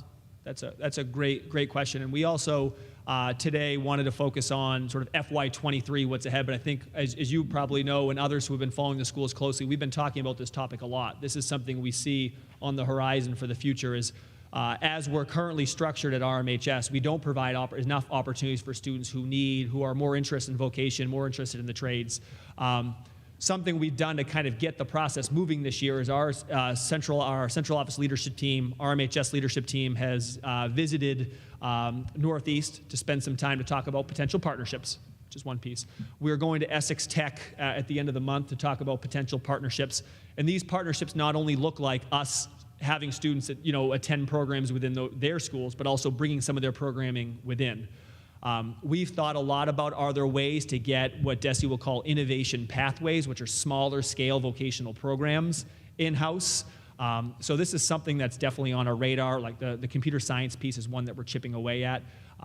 Principal Tracy has also spent a lot of time recently talking to a lot of the different local job boards, a lot of the different labor unions to try to figure out what is the job market look like, and which trades is there a higher demand and a higher need. So I think these are things that are on our radar now. I think it's sooner rather than later before we're able to bring more programming in, whether it's one course at a time or more of a structured pathway. But I agree wholeheartedly with you that the way we're currently structured as a high school is not sufficient for some students based off their interest, skills, and needs. Okay, I see your hand in the back. Thank you. Yes, standing up, yes.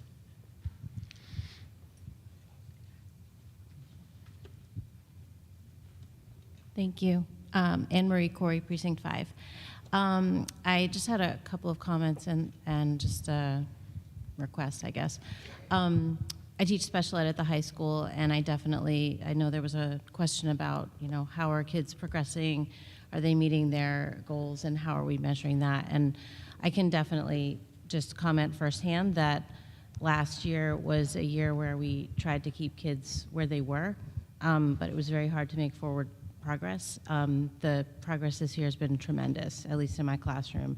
It's very exciting to see kids every day and see the progress that we're used to seeing. So I can just say from my own piece of the world that last year was a disaster for us, and we're just really happy to be able to teach our kids the way we know how to do. One thing I can say also, though, that I'd love to comment on, I'd love to see the Tier 1 input in this budget. I'm really happy about the Tier 2 as well, because special ed, of course, is the most restrictive. It's Tier 3, and we try to help kids as much as possible before they need that level of service.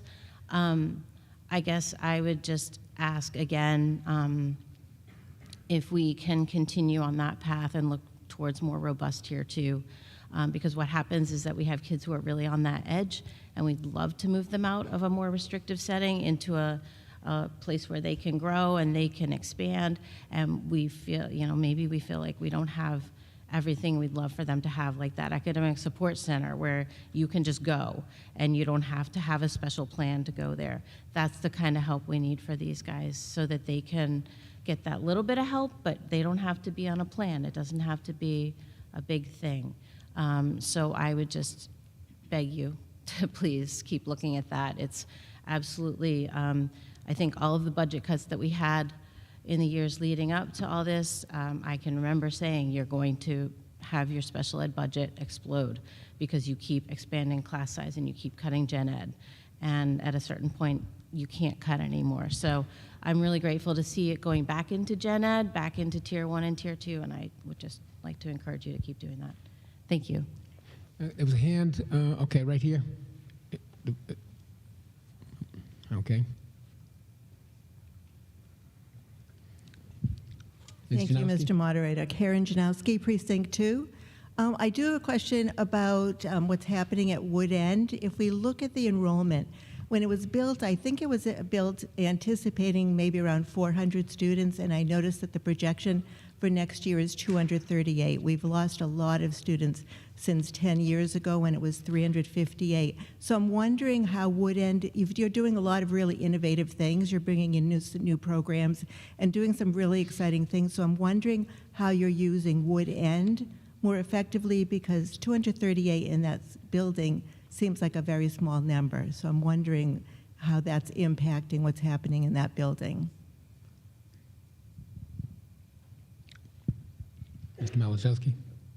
Karen, that's a great question. I share too. That's the first time that I've heard sort of the past of potentially it being a building that could house 400. So that's something that I certainly will look at with our team too. I can share that spending time at Wood End. It's a building that I think the staff uses every space pretty well for some of our special education programming, for some of our specialists, for some of our pull-out reading interventions, EL services. So I haven't seen any spaces that are underutilized or vacant classrooms. And I will certainly keep an eye on that, knowing that that's sort of the background context. But I can assure you that as the staff, the Woodend staff is using the building in a way right now that there's no wasted space. But thank you for raising that to me, because I wasn't aware of that. Okay, great. Thank you.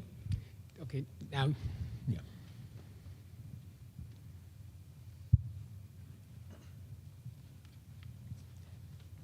Hi, Jason Clark, Precinct 3. That's a comment and a question. My comment is just that I work at a college, and I just want to caution against making any assumptions about demographics and even the near future, because we had 2 very low enrollment years, and then we just let in the largest freshman class ever for this coming year. So you never know, and I think the COVID really did maybe skew a lot of numbers. My question is about this, the line about the teaching fellows that were added for the grade 4 classrooms at Eaton and Killem. My question is if you could explain a bit more what the bubble is, what that represents, and if it's because it's a particularly large classes there, are these teaching fellows going to be continued up as this cohort goes up, or is this just a temporary measure for this year? Mr. Malachewski. So Susan's pulling up the exact numbers, and then I can speak about that a little bit. Yeah. Here we go. Yeah. So looking at I believe it's somewhere in it should be in the materials, but it's on 53. So if we're looking at on page 53, we can use Killem for example. So right now our Killem currently for grade 3 has class sizes of 17, 17, 18, and 19, totaling 72 students. So we could roll that forward into next year into 4th grade classes of similar size. But with 72, you can also consolidate the 4 into 72 into 3 at 24 each. So that was what we consider one of those bubble classrooms where we had an opportunity to consolidate classrooms. I should also mention that didn't require us to lose a teacher. We were able to move the teacher down a grade level where there's also a bubble. So in terms of immediate, is that a permanent solution? I think this is new, the strategy of using teaching fellows as a way to potentially provide more academic support for students. It's something that a lot of districts have done. Myself and former districts have used this as a strategy. We feel like having a full-time staff member to be able to flex across 3 classrooms is a great way to provide more support for teachers and for students.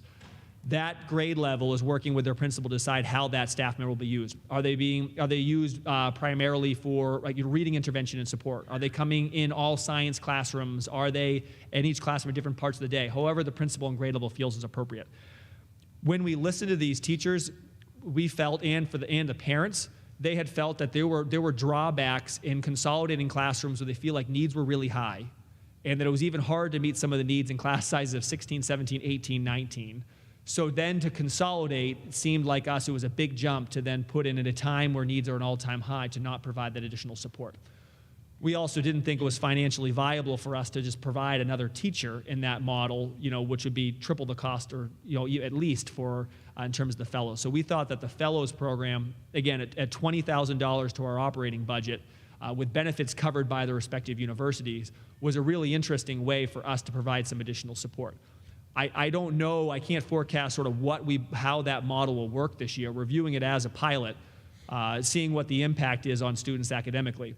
If we feel like moving forward that we see significant gains in those classes, that might be a strategy moving forward that we continue to invest in sort of on a larger scale.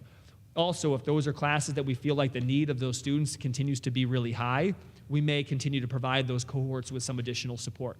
If we feel like that strategy didn't pay off in the ways that we had hoped, nor do we feel like those are classes that necessarily need that additional support, that's certainly something that we can pull back. So we're really viewing that as a pilot model for this year, more in response to support that transition from a smaller class sizes to a larger one, moving from grades 2 to 4. Great, thank you. Further discussion? Yes, over here. Ms. Doxer.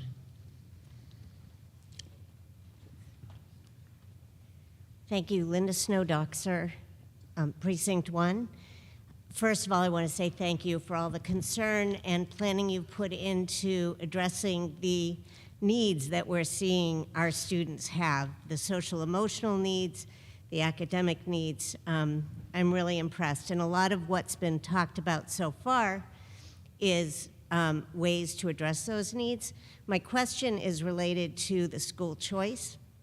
In the past, our choice not to do school choice, not to participate in school choice, was related, as I understood it, to how our programs were stretched. Not so much our enrollment, but that the special needs of students were growing. And so there needed to be, as you pointed out in Wood End, even though the school was built for 400, every space is being used. And so my question is about, I have two questions. My question is about school choice. Will you have a sense of the needs that those students are coming in with? They're coming in with potentially $5,000 that will go to help support all the programs, as well as their own. But will you have, and I saw your head, Mr. Wise, so will you have an idea of what needs those students are coming in with, so what demands they're going to put on our programs? That's my first question. Mr. Malachewski? Great question. So we can't see, it has to be a random lottery, so we can't see sort of who the students are coming in. We spent a lot of time talking to districts who are school choice districts. If you just Google, Massachusetts school choice, you can pull open a spreadsheet and see which districts are currently school choice districts. Something that in conversations, a lot of superintendents and they share that who are school choice districts, they found that while there's no, big data study around this, they've generally found that the percentage of students who are coming in on IEPs as English learners mirrors sort of what sort of state averages and what you would expect. They're not getting students who are coming in at significantly higher rates of students on IEPs. So they just said that sort of they feel like was a stereotype from a lot of districts to say that they fear that they're going to get students who are going to come in with more significant needs that would then be more intense to support, and that hasn't been the experience of most superintendents who we spoke with. We also know that there's a reimbursement process too for students who are on an IEP and require additional supports, that they're funded at higher than the $5,000 student per student. So we're actually able to make up some of that cost. So it's not as we have a student who has more significant needs, and then we're still just getting the $5,000 if that piece makes sense. And I think Susan, did they say anywhere up to? Do you have the figures? It's up to 100% of the incremental special education services of that cost. Thank you very much. In addition to the $5,000. In addition to the $5,000. Thank you very Linda, much. one thing to add to that too is we also heard from a lot of families that it's a significant investment for a family to say, I want to every day drive my child to the Reading Public Schools when they live in a neighboring community. That is, there's no transportation provided from school choice. So there's a lot of districts who say, we're getting students and families who really want to be in your district and are really making sacrifices to make it work. And a lot of districts had said they're getting students who then really excel sort of in their district as well. So that's just, there is a lot of, we've heard from some districts around like fear of like opening up your community that way, but it's actually, we found from districts who have done this quite the opposite, and that it's been a very positive experience from all of the communities who we spoke with about this. And again, I just want to emphasize, we're planning to start really small as a pilot for this, and then be creative with how we could use the potential additional revenue stream to support some of our needs. Thank you so much. My second question is about the teaching fellows from Endicott.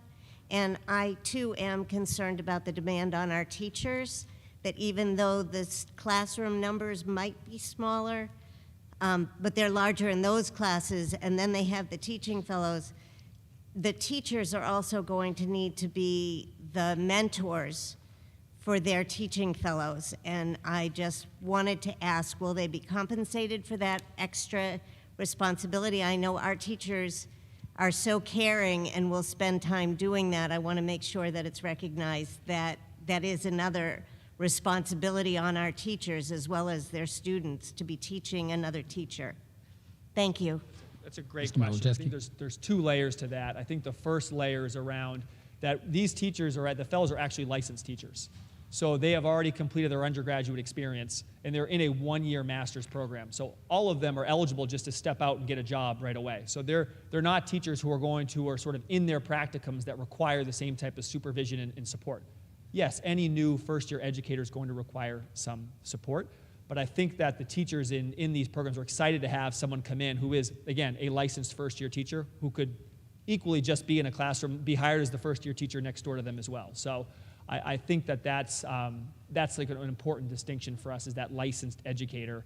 I think the other thing that around the teaching fellows too, is that we think that this provides just a different level of support than maybe having just a smaller class size. So we've had some teachers who shared, this actually might be more exciting to me to have a classroom of 24, but know that I have an additional teacher, a licensed teacher, for a third of the day, plus all of the other supports, than having a classroom on my own of 16, 17. So I think that there's also teachers who would advocate that this is a potential sort of better structure for them. But again, we don't have enough data to know whether or not that this is going to be a value add for our teachers and for our students, and we're looking forward to seeing sort of the results of the pilot. And is there a part of that question that we didn't answer? I think there was a first part as well that maybe I didn't answer as much. No, you actually answered my question. Okay, all right. Thank you. Further discussion? Mr. Horn? Thanks, Bernie Horn, Precinct 1. So one just side comment on the population issue, that I would encourage everybody to read the book Empty Planet. It's about the very detailed projections that the population in the world is actually declining. But anyway, that's just something for background information. There's two questions. One, in terms of the faculty or the teacher diversity, I've asked in the past how many teachers we have of color and diverse backgrounds. I'm reminded that the METCO program, which I've been a very, very big supporter of in the past, their biggest complaint about Reading is that we never really have had many teachers of color to kind of support that. And one of the best ways, I think, of getting people to kind of respect each other is to learn from people who are different than they are. So I don't think we've had very many in the past. What's our progress been in the last year or so?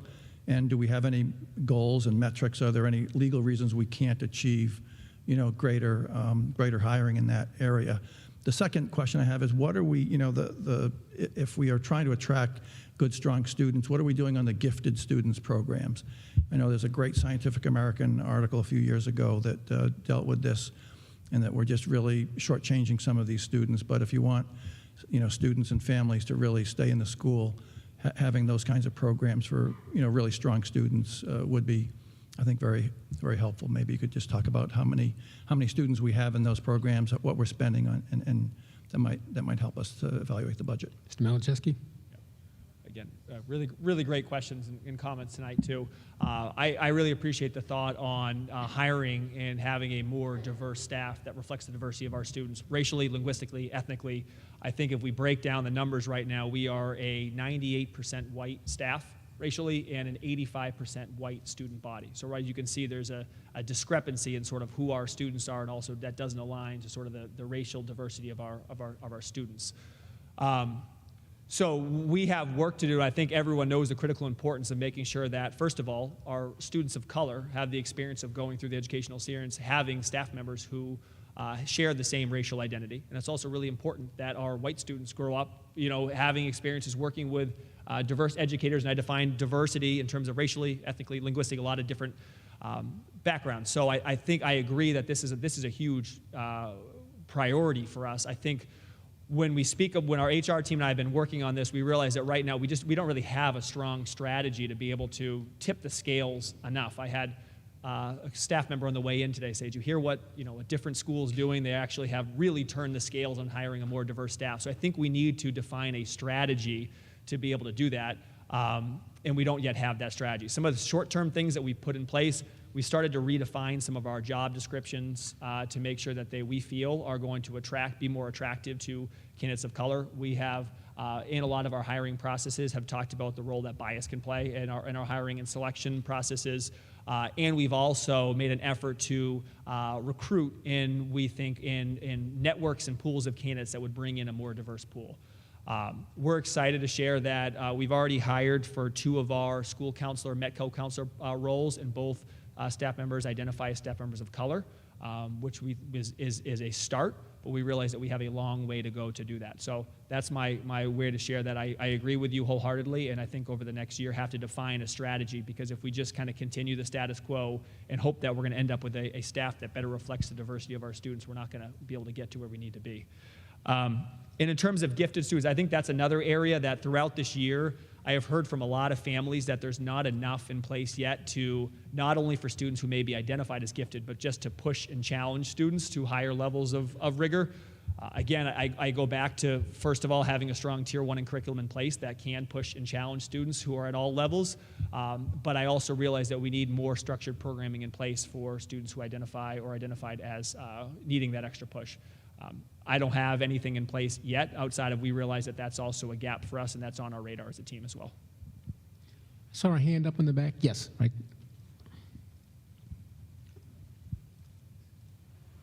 Thank you. Ron Fatino, Precinct 1.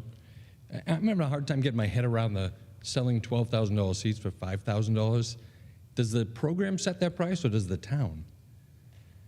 Where's the $5,000? School choice program, so it's set. Nothing we can do to set to change that price. That's interesting. Okay. Thanks. Further discussion? Yes. Ventura? Okay.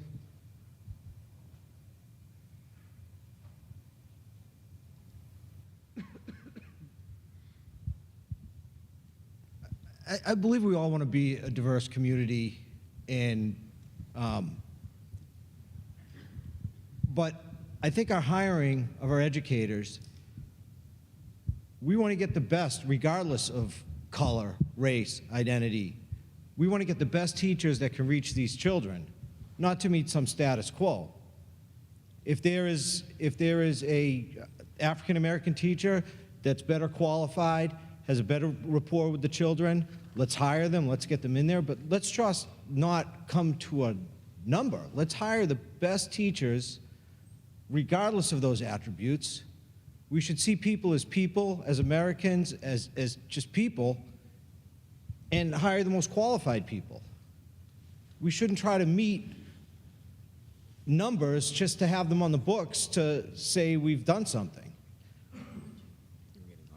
I guess that's all I have to say. Let's stop playing this card, treat people as everyone, as just people, and get the best quality teachers for our children. I don't care what race, denomination, how you identify. I just want the best teachers for our students. So I just want to point that out, that we shouldn't try to just meet numbers, just to say we've met a number. Okay. We should be diverse, and if we can meet that and hire high-quality teachers, let's do so. But let's not make that the majority in hiring teachers. We need quality educators. Further discussion That's all on I'd the like to say. school budget? I just want to say one thing too, is we're certainly are trying to find and hire the absolute best educators that we can. And there's no business of lowering our bar for anything. And we feel like, for the example I just raised, that the 2 people we just hired for the school counselor role are the absolute 2 best candidates that we could find. And I'll also share on that too, that when we hear from a lot of our students are saying, particularly our students of color, that a huge piece of belonging for them is also seeing that they see themselves in the educators who are in front of them. So I don't think that we are in the business of numbers, but what I think we are really important to us is making sure that all students feel welcome, feel belong, feel like they're included. And we think that from what we hear from our students, that seeing staff who mirror their identity in a lot of different ways is really important. Okay, we strayed a little bit from the school budget, but are there any more comments on the school budget? Yes, in the back.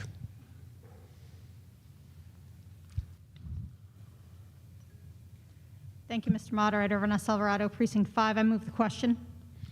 Okay, is there a second to that motion? That is a motion to end debate. It requires a 2/3 vote.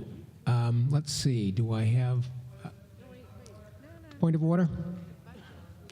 Is this order and debate on just this line item or the whole budget? I'm assuming it's just this line item you're calling for, because we have more to the budget. So unless I hear otherwise, I'm talking about this one section. Okay, let's see, I need a new counter. Oh, Ms. Sisson, are you offering to count? Oh, you're seconding, okay. Mr. Sasso, would you take my right plus the Finance Committee? Let's see, Mr. O'Neill, would you take the middle section to my right up to about the wire? Mr. Struble, how about you doing the other side of this? And Mr. Robinson looks like he's volunteering for this section plus the Select Board, excuse me. Okay, all those in favor of ending debate, please rise.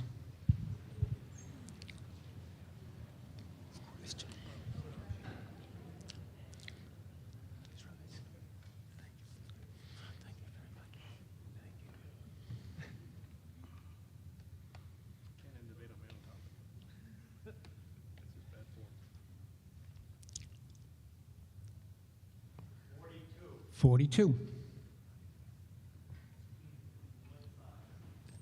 What was that? 25, thank you. John? 40. 40? 31. And those opposed to ending debate, please rise.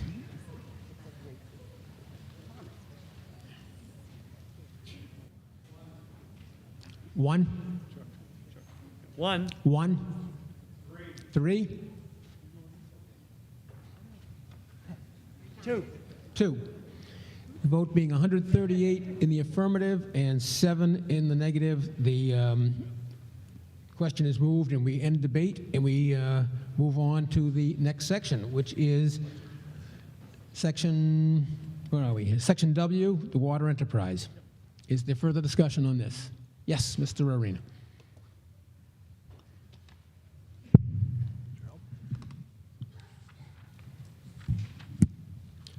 Thank you, Mr. Moderator. John Arena, Precinct 1.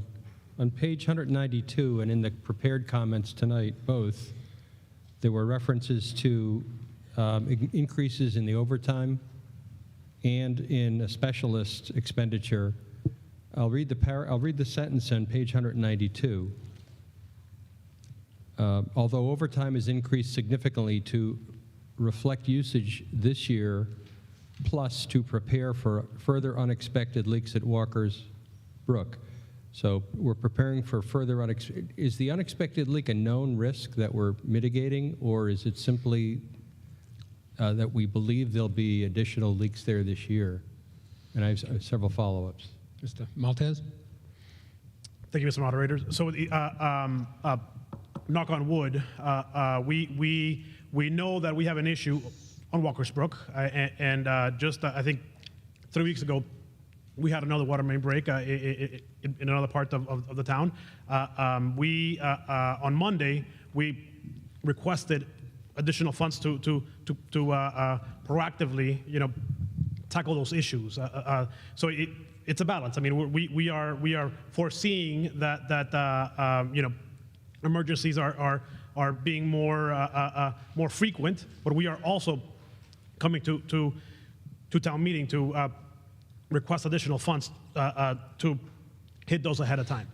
So the issue I would have is that if you put it in the budget as an insurance policy, because it's put in here in anticipation of a problem, it gets baked into next year's number as a baseline.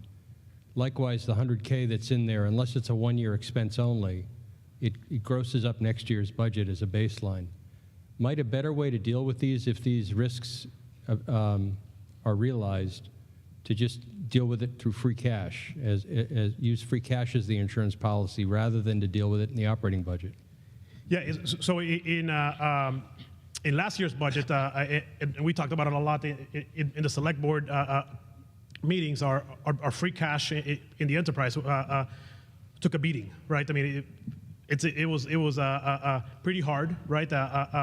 So that was the strategy before, and our reserves, our free cash in the enterprise went from $5 million to almost $3 million in a couple of years. So what we are forecasting is essentially a need of incorporating that sense into our budget, because it is what we are seeing today. Yeah, maybe I'm not saying it. I agree with you there's a need. The question is, do you address it by grossing up the operating budget or dealing with it as a one-time expense when it happens? So the $100,000 in particular is a request that we think is a need going forward. So essentially, in the past, we've addressed all repairs in-house, right? We see a need to have on special repairs to have an outsourced contractor that comes in with the big equipment, right? And can address the big issues quickly. So it is something that is done in other communities, and essentially we will handle the majority of the breaks, of the issues, of the maintenance, but when something big is required, we'll call those heavy hitters. And you foresee this being repeated in the following years in a similar way to 22? It's really hard to answer that question, but if the last 2 years are a reflection, and that's the only basis that we have, then the answer is yes. All right, very good. Thank you. Thank you. Further discussion on this section? Yes, Ms. Sisson? Emily Sisson, Precinct 2. There was reference to the ARPA funds possibly coming into play with the Water Enterprise Fund. If that $650,000 does come through, do you anticipate that offsetting operational costs, capital costs, debt? The end. Thank you. Mr. Maltese. Our preference is to offset one-time cost. So that's our preference. I mean, absolutely. The ARPA funds are essentially a one-time money. So the majority of the ARPA funds will offset one-time cost. Further discussion on this section? None appearing. We will move on to the sewer enterprise. Section X, any discussion? None appearing. We will move on to the stormwater enterprise, section Y. None appearing. Move on to section Z, the PEG access, PEG access. All right, none appearing. Let's move on to section ZZ, landfill enterprise fund. Yes, I'm sorry, Mr. Sasso. Thank you, Mr. Moderator. John Sasso, Precinct 2. So I thought I saw something or heard something in your presentation that this landfill enterprise fund, the vendor, the original person that constructed the developer, the Home Depot, all that area, and then capped the landfill, they do monitoring. They pay you money to put into a fund, and then as they pay it, you reimburse them. But I thought I heard you say, it's a 20-year contract? Is that what I heard? Or is there a time on this one, or when does it end, or? Yeah, it's a 30-year contract. It's a 30-year. 30-year legal requirement. And so after that 30 years, that goes away. Does the town still maintain a responsibility for monitoring that landfill on its own? And is that something that would have to be funded? I'm just curious what the plan would be at the end of that point. We don't have an answer to that question. I mean, essentially what it is groundwater testing, right? I mean, to ensure that the landfill is capped and it's not leaching into the groundwater. In case that it were to leach, you know, the contractor, of course, is on the hook. I would say that, you know, in most cases, I've seen that 30 years is pretty much the legal requirement, right? I mean, and this is mandated by law, essentially by DEP, to do this kind of testing. Yeah, I'm just curious if at the end of that time frame, you know, there'd be, forget about the legal requirement, obviously, but the actual, you know, if there's some other impact that may be occurring at that point, we wouldn't know unless we're actually doing some sort of monitoring and testing. And maybe it's not a responsibility at that point to do it every year, but maybe there's some requirement for us to plan for some periodic checks and monitoring, which may actually have to be a town responsibility if you, as you say, the contractor is no longer going to be responsible at that point. Okay. So I guess I would just, this is the first, and I know this was the first time we've seen this, so just kind of digest this, but that just off the top of my head, that's one of the first things to think about is, okay, at the end of this 30 years, what happens? Sure, no problem. So, thank you. We'll get back to you on that. Mr. Robinson.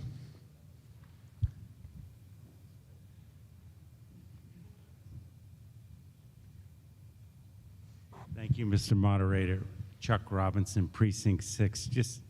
Wanted to continue on that conversation on the landfill.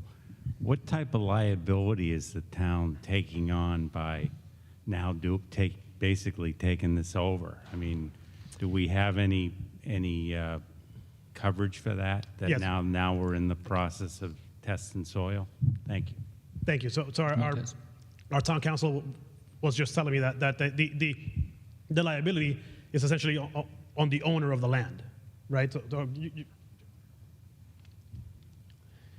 Ms. Freed?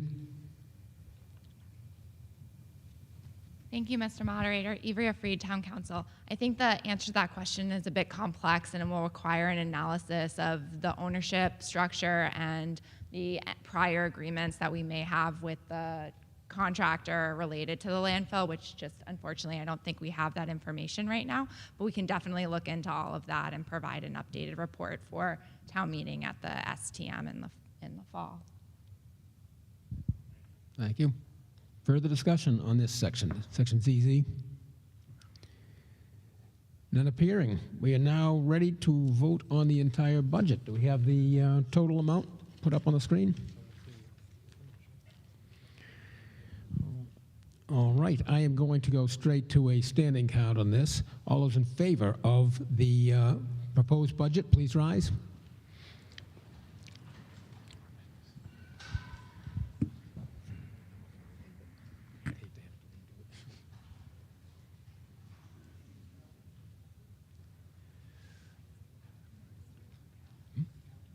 Yes, we can.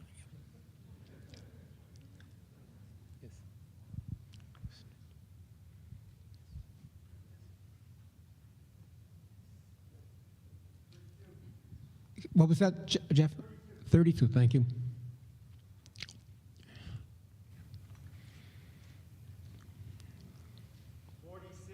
$46. 41. 41. 29. 29. And those opposed?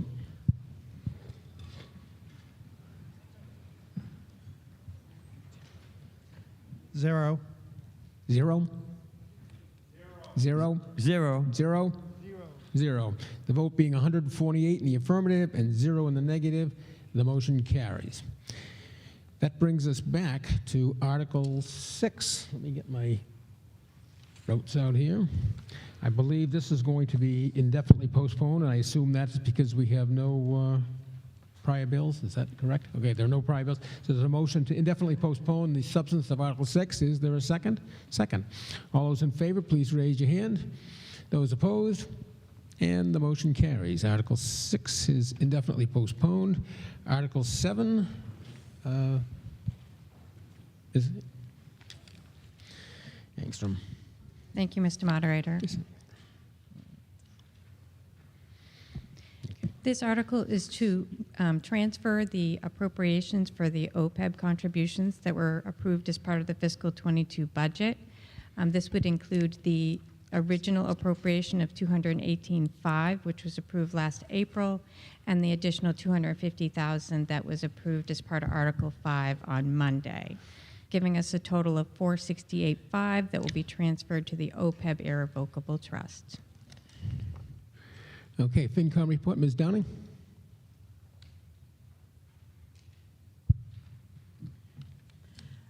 Thank you, Mary Ann Downing, FinCom and Precinct 4.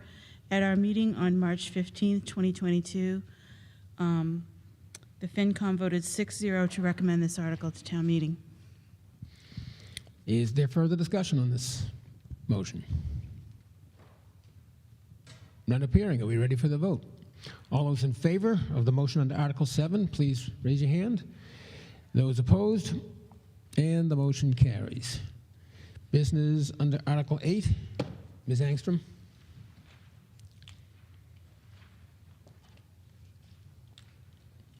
We're looking to table Article 8 as we don't have any 40R funds to transfer. Okay. Do you want to table or do you want to indefinitely postpone? That's the more Indefinitely. proper. Indefinitely postpone, Okay. yeah. Okay. Is there a second? Second. Is there any further discussion? Excuse me. All those in favor of indefinite postponement, please raise your hand. Those opposed? And the motion, it's indefinitely postponed. Let's see. Business under Article 9.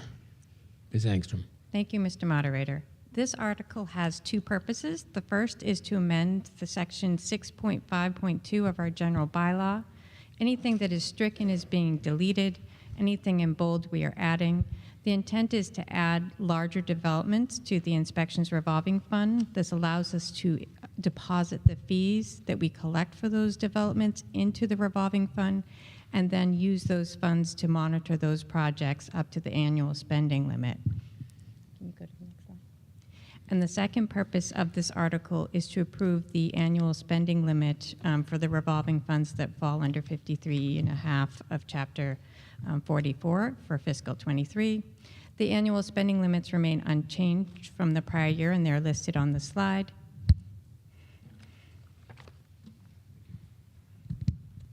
FinCom report, Mr. Ross. Thank you, Mr. Moderator. On our March 15th meeting, FinCom voted 6-0 to approve this article for town meeting, to recommend this article for town meeting. Okay. Is there further discussion under this motion? Pardon me? Oh, bylaw committee. Excuse me. Thank you very much. Mr. Struble. Thank you, Mr. Moderator. On our meeting of April 12th, the bylaw committee voted 5-0 to recommend the bylaw revisions contained in this article to town meeting. Thank you very much. Further discussion? None appearing. Are we ready for the vote? All those in favor of the motion under Article 9, please raise your hand. Those opposed? And the motion carries. Business under Article 10. Ms. Delios.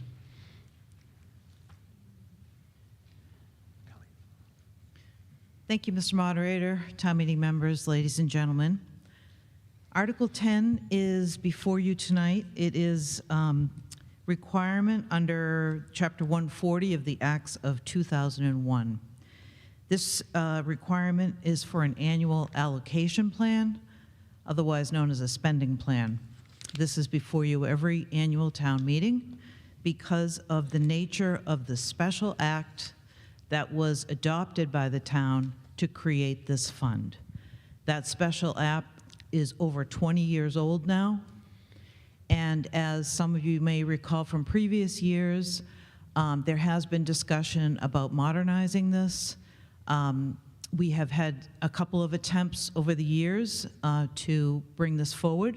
Staff has worked with various members of the select board, previous boards, and others to talk about a new way of doing this, but those discussions did not advance. So before you is the special act-based format, which is where the Affordable Housing Trust Fund sits right now. This fund is a resource that can be used to produce new or preserve existing affordable housing. Reading is in a fortunate position in that we are in about 10.55% affordable housing, so we are beyond the state mandated 10%, which means that 40B developments may not receive a comprehensive permit and bypass our zoning bylaws as long as we maintain that 10% plus. And so the current balance in the fund is $457,716, and the funds can be used for a maximum of 5% for administration or $10,000, new affordable housing, preserving existing affordable housing, and converting units to affordable housing. Thank you. Yeah, FinCom report.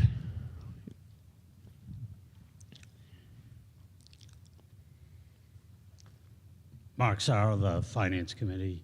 At our meeting on March 15th, we voted 6-0 to recommend this article to town meeting. Thank you very much. Further discussion on this motion? Mr. Berman? Thank you, Mr. Moderator. Barry Berman, Precinct 6, and thank you, Jean, for going through that. As I look through the warrant report, I get a little frustrated that this comes up before town meeting year after year, and I think all we really need to do is cut and paste from the warrant before, because nothing has changed. At a time when there are probably 2 or 3 listings in Reading that have now topped $2 million, the need for affordable housing has never been greater in Reading. And so if you look at the last time that that our Affordable Housing Trust Fund spent any money, it was on 30 Haven, and that had to have been 12 or 15 years ago. The need has gotten great, but we can't figure out a way to spend the money. And part of the problem about why we can't spend the money is that the system that we have in place, which was radical and great at the time, because Reading, doing what we do, we rushed to the forefront of solving problems. We created a structure that basically has the select board and the housing authority as sort of being the trust fund. Neither one of those boards has as its singular mission the creation of affordable housing. The select board runs the town. The housing authority maintains its portfolio of properties. There's no one that's advocating for affordable housing singularly. And so after Reading adopted this plan, the state enacted legislation that basically would essentially just have the select board create another organization that would be able to appoint people that are singularly focused on the creation of affordable housing. They could raise money, they can identify projects, they can work with stakeholders, similarly to what we did with Park, similarly what we're going to do with with the senior center. I mean, we're actually going to be having free all-day kindergarten. We solved that problem. We can solve affordable housing. And so it was a priority of the select board. In all fairness, none of the current members were on the board at the time. What I'm sort of requesting is that the select board can kind of take this up again, create yet another alphabet, call it the Affordable Housing Action Committee, AFAC, right, and make it ad hoc, and then come up with a plan that says how are we going to basically, so that we can get into the state, adopt the state legislation so that we can really start to tackle this as a community. We talk about diversity, equity, and inclusion. It's hard for us to kind of say that we're going to hold that mantle when there's $2 million houses listed in Reading. We really need to really put our minds and really gird to make this happen. So I don't want to present an instructional motion. I'm just imploring the select board, please take this up, make it a priority so that next year we don't have to do this again, right? We can just have, here's going to be our plan, not just cut and paste the plan before. Thank you. And I will vote for this, obviously, until we have a better plan. Thank you. Further discussion? Yes, up on the far, on the aisle, yes.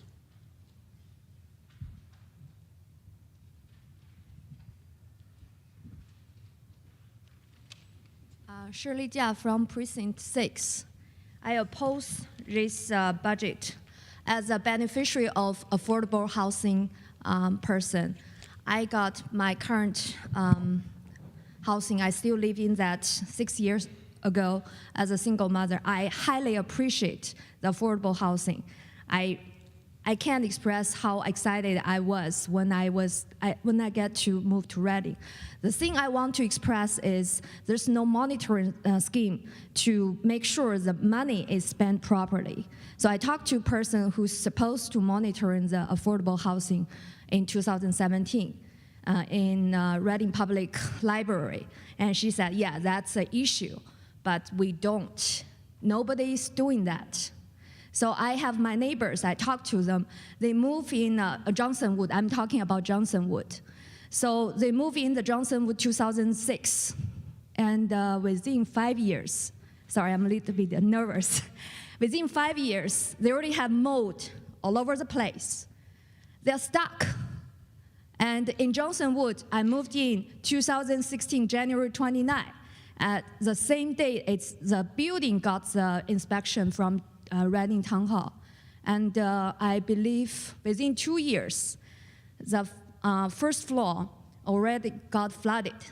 And they destruct my patio without notifying me, without the courtesy to let me, they just destruct my patio. And then just redo that. Think about that new building, the whole building, it's molded, it's rotten. So there's no monitoring. So we keep putting money. Yes, people benefit, I benefit. I really appreciate. I love this country, I love this community, but consider about people who has no voice. They are stuck. Yes, the money is not a lot compared with the price in Reading, but it's a lot of money to people who cannot afford decent housing, and they are stuck there. So I oppose this budget, not because it's not good, just because I read through the remainder, what we're gonna do. There's nothing put in place that we're gonna monitor that. I also went to law school, talked to professors about affordable housing. They are passionately pushing for it, but there's no monitoring scheme in there.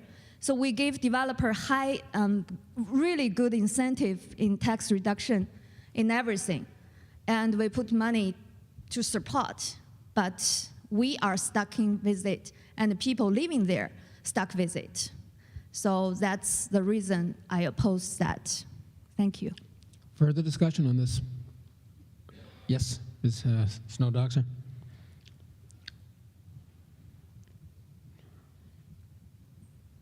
Thank you, Mr. Moderator. I really appreciate the comment of this previous town meeting member. I actually have a question about the previous screen where you had the Affordable Housing Trust Fund allocation plan up. And I'm wondering if there's a way to suggest a change in wording there. I actually asked about it last year, but I didn't pursue it, and I regret it.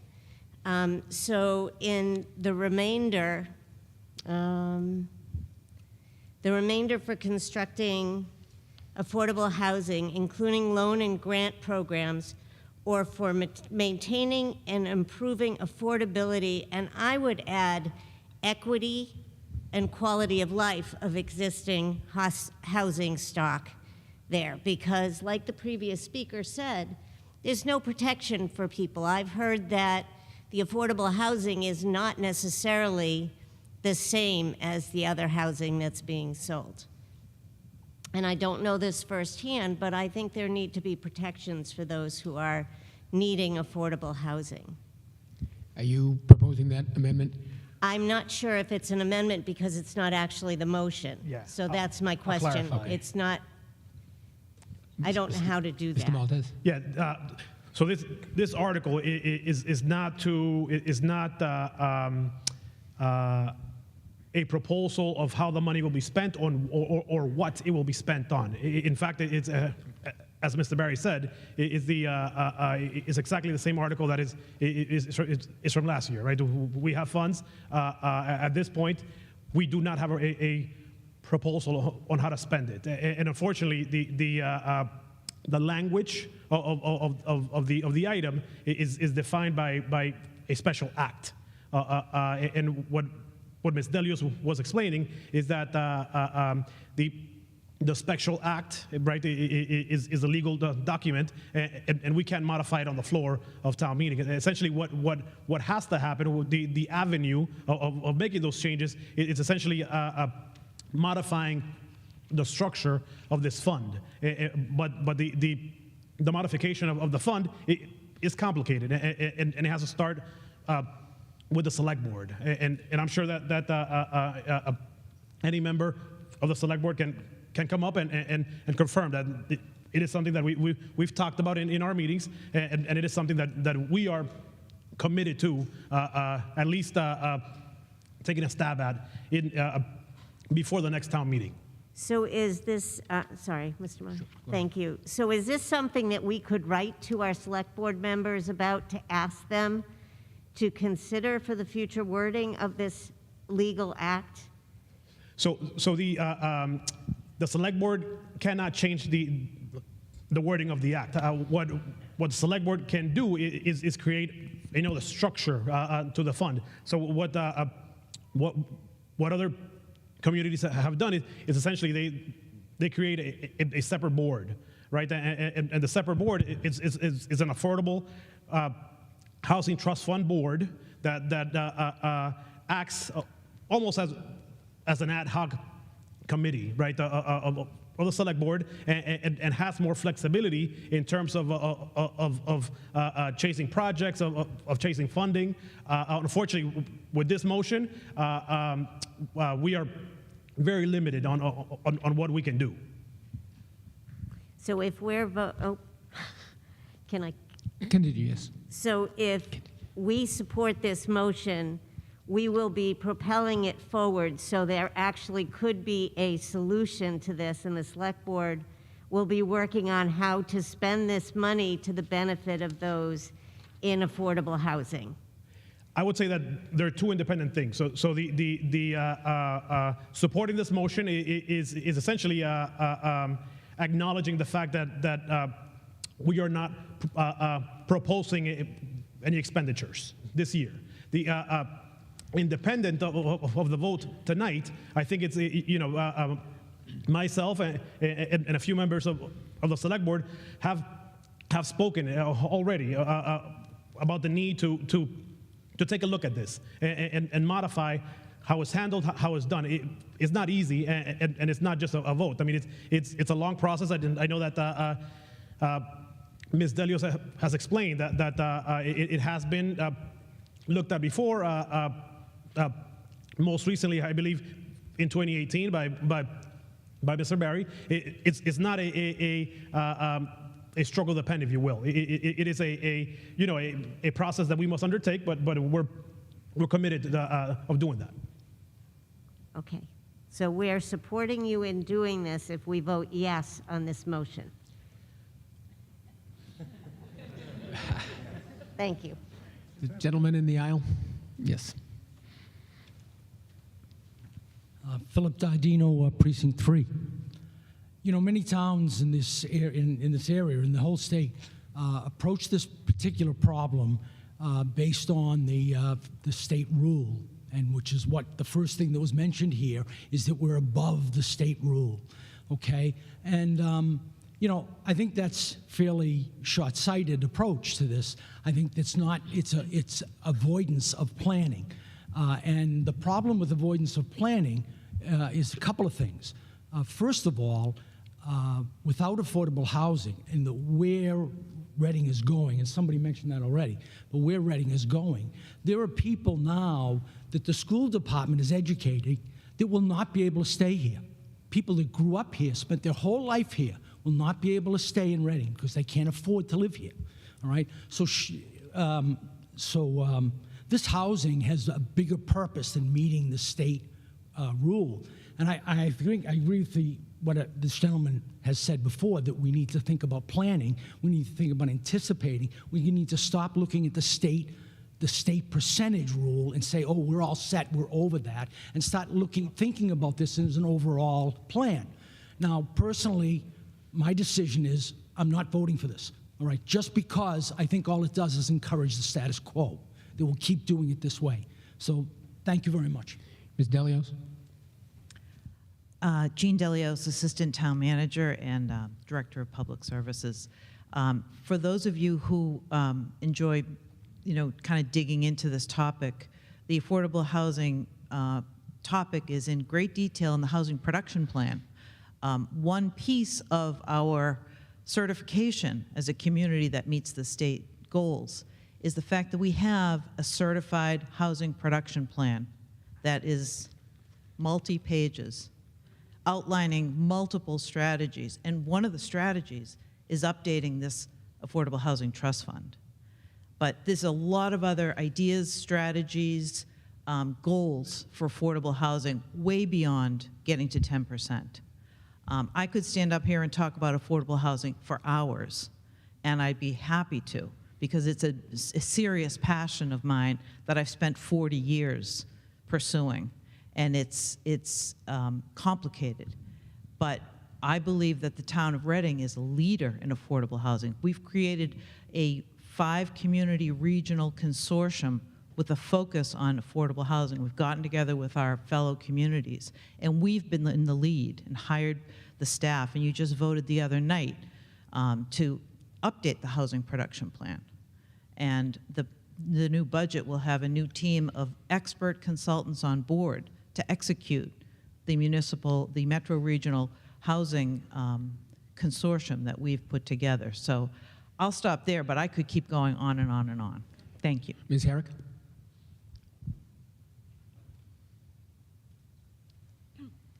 Thank you, Mr. Moderator. I'm Karen Herrick, Precinct 8, a member of Select Board. I'm really gratified this evening to hear other town meeting members bringing up this topic. I discussed it with the previous town manager, who raised the concern that staff members can't afford to live in this town. Previous town meeting member mentioned that you're right, a lot of our children and some of our seniors won't be able to continue living in this town. And not even being on the job 90 days. Our new town manager is correct that he's already had a number of discussions. And in fact, I like the way he approaches it because he says we need to start thinking about this as an affordable housing ownership problem. It's not just more units and, as the previous speaker said, meeting the numbers the state puts out there. So I'm really excited. One of the reasons I'm very excited, and other select board members may share this excitement, is that with the RAC committee and our ARPA funds, that really gives us an opportunity to do a one-time boost to whatever programs and strategies staff comes up in that affordable housing production plan. So I just wanted to say thank you for sharing that, and I see a commonality that a lot of us see this as a serious problem in our community. Thanks. Further discussion? Ms. Lestrade? Cheryl Lestrade, Precinct 5.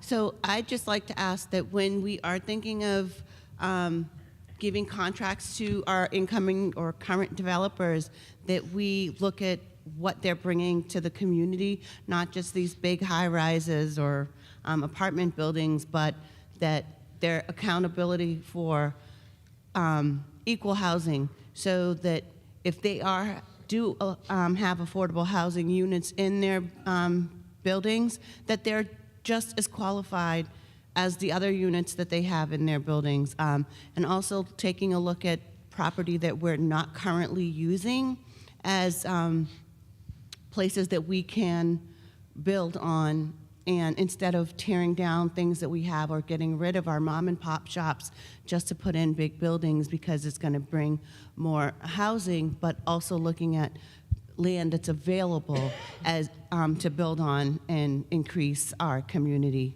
that way. But again, holding the contractors accountable for that. In the back row.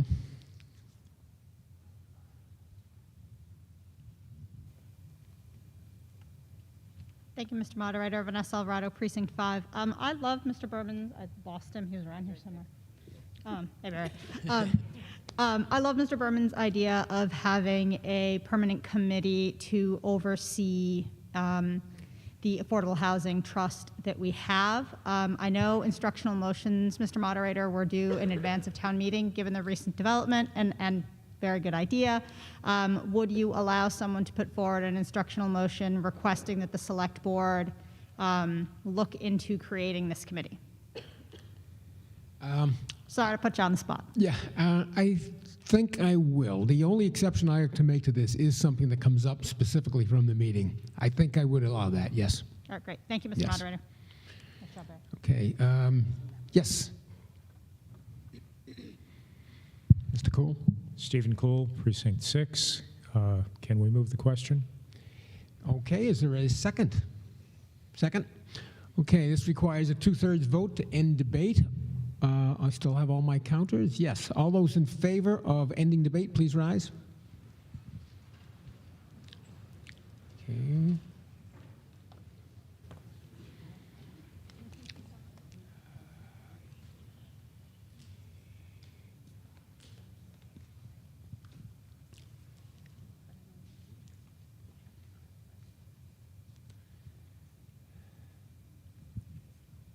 39. 39. 21. 21. 39. 39. I'm sorry, I didn't hear you. 28, thank you. And those opposed to ending debate? 1. 1.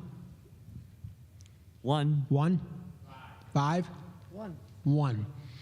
The vote being 127 in the affirmative, 8 in the negative, the question has been moved and debate has ended. We will now proceed directly to the vote on the motion under Article 10. All those in favor, please raise your hand. And those opposed? And the motion carries.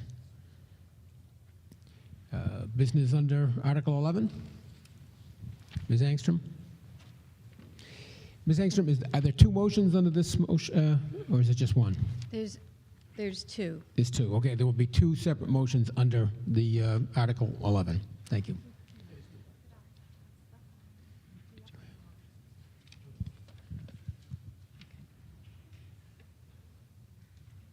Yeah, there is, okay.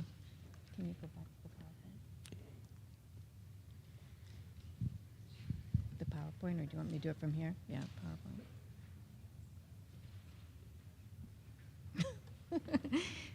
Thank you, Mr. Moderator. So this article has two purposes as well. The first is to create a new section under the general bylaw 6.5.7. By doing this, this would insert a new revolving fund under our chart for the 53E.5 revolving funds for community gardens at Matera Cabin. So this is going to be used for user fees. People using the Matera Cabin's gardens would have their money deposited into this revolving fund, and then we would go ahead and use that same revolving fund to pay the water bill and any kind of maintenance. The second purpose is to approve a spending limit for this revolving fund, which is right now proposed at $10,000. Okay, FinCom report. Thank you, Mr. Moderator. At our March 15th meeting, FinCom voted 6-0 to recommend this article to town meeting. And do we have a bylaw committee report?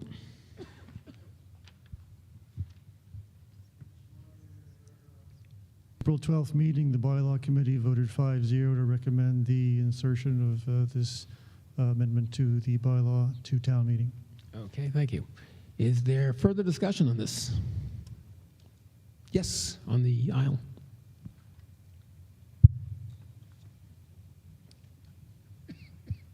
David Panett, Precinct 1. I just wanted to find out about how this, it said that there's a state earmark of $10,000 to fund this, and then there are going to be funds, excuse me, from the gardeners that are going to go into the fund. And how does that actually work out? Is the funds that from the gardener going to go into this and then add to the 10,000, or is this an expenditure that is going to come out of the town budget each year for 10,000, or is this a one-time? How is this actually done? That's not very clear in the way that this is written. Sure, no problem. Mr. Maltese? I'll answer that. So the we received an earmark for $10,000 to do the construction of the first phase of the community garden. So that $10,000 is already spent, actually, and that's going to be, you know, to essentially build the plots, add some fencing, you know, buy mulch for the plots, etc. What this fund is going to be is essentially every gardener pays an annual fee of $50 to get their plot of gardening space, and those $50 would be deposited into this fund, and essentially it'll pay for the water bill that is required to water those plots. That's the majority of the intention of this fund. You have a further question, Mr. Panett? You didn't answer whether this was going to be something that was going to be funded every year with $10,000, or how is it going to go on every year? Mr. Maltese? We don't foresee a need to fund this annually. So The only exception, of course, is if the community garden wanted to expand, right? So if the community garden wanted to go from, from their 16 plots right now to, say, 32 plots in 2 years, we would recommend that they pursue another earmark, for example. Okay. Further discussion? Yes, right. Actually, Mr. O'Rourke. Thank you, Mr. Moderator. Tom O'Rourke, Precinct 2. Just a friendly amendment on point 2, the fourth last line on that first section says form, should be from. See what I mean? Point 2, the second half. The last, fourth last. Okay, that actually is part of the second motion, but I think that's a good one to correct right now. Okay. Thank you. Ms. Binder? Thank you. Angela Binder, Precinct 5. I support this. I have a question. Don't we have another community garden coming online? Is it smaller? Does it not need funding? To my knowledge, this is the only one. Didn't we talk about this in a rec committee? Hunt Park. Is that a much smaller Ms. community Delios? garden? Jean Delios, Assistant Town Manager. I believe what you're referring to is when they began exploring the idea of a community garden, Hunt Park was one possible location that was ultimately ruled out, and Matera Cabin was chosen as the ultimate location. Okay, great. Thank you. Further discussion? None appearing. Are we ready for a vote? All those in favor of the first motion under Article 11, please raise your hand. And those opposed? And the motion carries. Now we want to talk about the second half. Setting the limit. Are we going to? Oh, it was one motion. Oh, okay. Oh, I'm sorry. I thought you said you were going to have two motions. Okay, good. All right. Business, Mr. Wise? Well, unless there is any objection, it was just a typo. Is there any objection to making that as part of the motion? None. Okay, so it will just be part. Thank you very much. Okay, business under Article 12?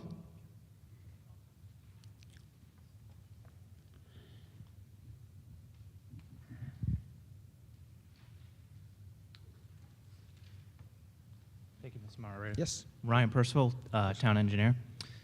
The Article 12 is essentially for authorizing the Select Board to relocate a drainage easement by way of abandoning a portion of an existing drainage easement, which would result in a loss of approximately 757 square feet of drainage easement. We had a resident request this from us late fall 2021. Upon review, we found that the drainage easement was too large, so we felt as though that we could reduce the easement and allow the resident to have more of a use of their land and put a pool. Otherwise, if we do not reduce the easement, they cannot put a permanent structure on an easement. This won't result in any loss of accessibility to the drainage detention basin. You can go to the next. And this is just a plan that shows that small reduction. It essentially just cuts off the corner of the easement and straightens it out and allows the resident to utilize their backyard. Okay, thank you. Is there further discussion? None appearing. Oh, yes, I'm sorry. Ms. Snowdoxer.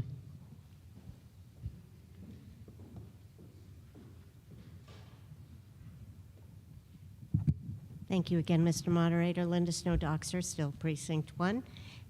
Just a question, is this going to incur any expense for the town? And if there are any expenses, will the residents be absorbing the cost?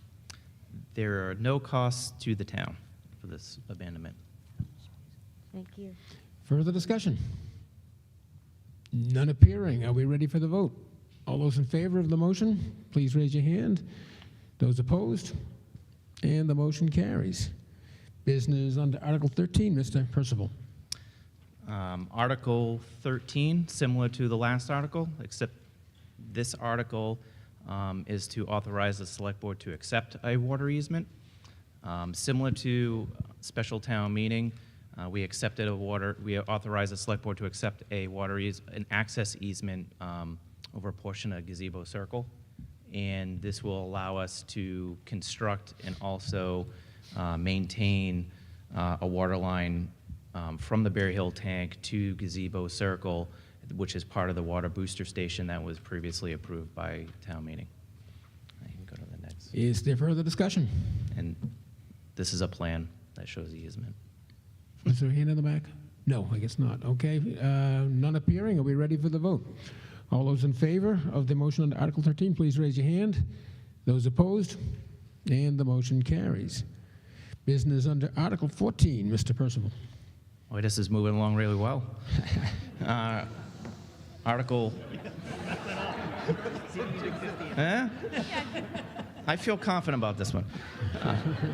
Article 14, similar to the last article, authorizes the select board to accept a water easement. This will leverage a pre-existing sewer easement that doesn't have the language in there for a water easement. So we're just modifying that easement. There's no cost to the town. This will allow the town to connect a water main between Main Street and Ash Street and eliminate a railroad crossing underneath the railroad. So sort of a risk management scenario as part of the downtown water main construction project. And is there further discussion? None appearing. Are we ready for the vote? All those in favor, please raise your hand. Those opposed? And the motion carries. We're doing so well. You want to try 16? We have a motion by Mr. Doxer to take Article 16 out of order. Second, okay, is there any discussion on that? All those in favor of taking it out of order, please raise your hand. Those opposed, and the motion carries. Article 16. Who is making the presentation on that? Oh, this is actually going to be indefinitely postponed. There's a motion to indefinitely postpone. Do we have a reason for that? Sure. So this article was originally placed because the RMLD asked us to authorize the purchase of a property in Wilmington for a substation. They have since, the real estate deal has essentially fell through, and this article is no longer needed. Okay. Is there further discussion on indefinitely postponing the substance of the article? None appearing. All those in favor of indefinite postponement, please raise your hand. Those opposed, and the motion carries. Where are we? Article 17. Let's see, there's a motion to take Article 17 out of order by Mr. Doxer. Is there a second? Second. All those in favor, please raise your hand. Those opposed, motion carries. Article 17, Ms. Angstrom. Thank you, Mr. Moderator. The purpose of this article is to approve borrowing in anticipation of Chapter 90 funding and also to accept whatever level of Chapter 90 funding is available for Reading for fiscal 23. Currently, we're looking at a number about 600,000, which is our typical. And it should be noted that we've never needed to borrow in anticipation of Chapter 90 funding, but it's part of the protocol to do so. Is there Finance Committee report? Excuse me. Thank you, Mr. Moderator. At our March 15th meeting, we voted 6-0 to recommend this article at town meeting. Thank you very much. Is there further discussion? None appearing. Are we ready for the vote? All those in favor, please raise your hand. And those opposed? The motion carries. We have a motion to take Article 19 out of order by Mr. Doxer. Is there a second? Second. All those in favor, please raise your hand. Those opposed? Motion carries. Article 19 is before the body. There's a motion to indefinitely postpone. Do we have a quick explanation? Just so. Yeah. Sure. Yeah. This article is one that shows up every year, every town meeting to remove members who haven't attended. Obviously, it's a whole new body, and everyone is here today. Okay. So we're all We're all brand-new members, so, okay. So any further discussion on that? None appearing. All those in favor of indefinite postponement of Article 19? Those opposed? And the motion carries. It's indefinitely postponed. We have a motion to adjourn until Monday evening. Is there a second? Second. This is non-debatable. All those in favor, please raise your hand. And those opposed? Motion carries. This town meeting is adjourned until Monday evening.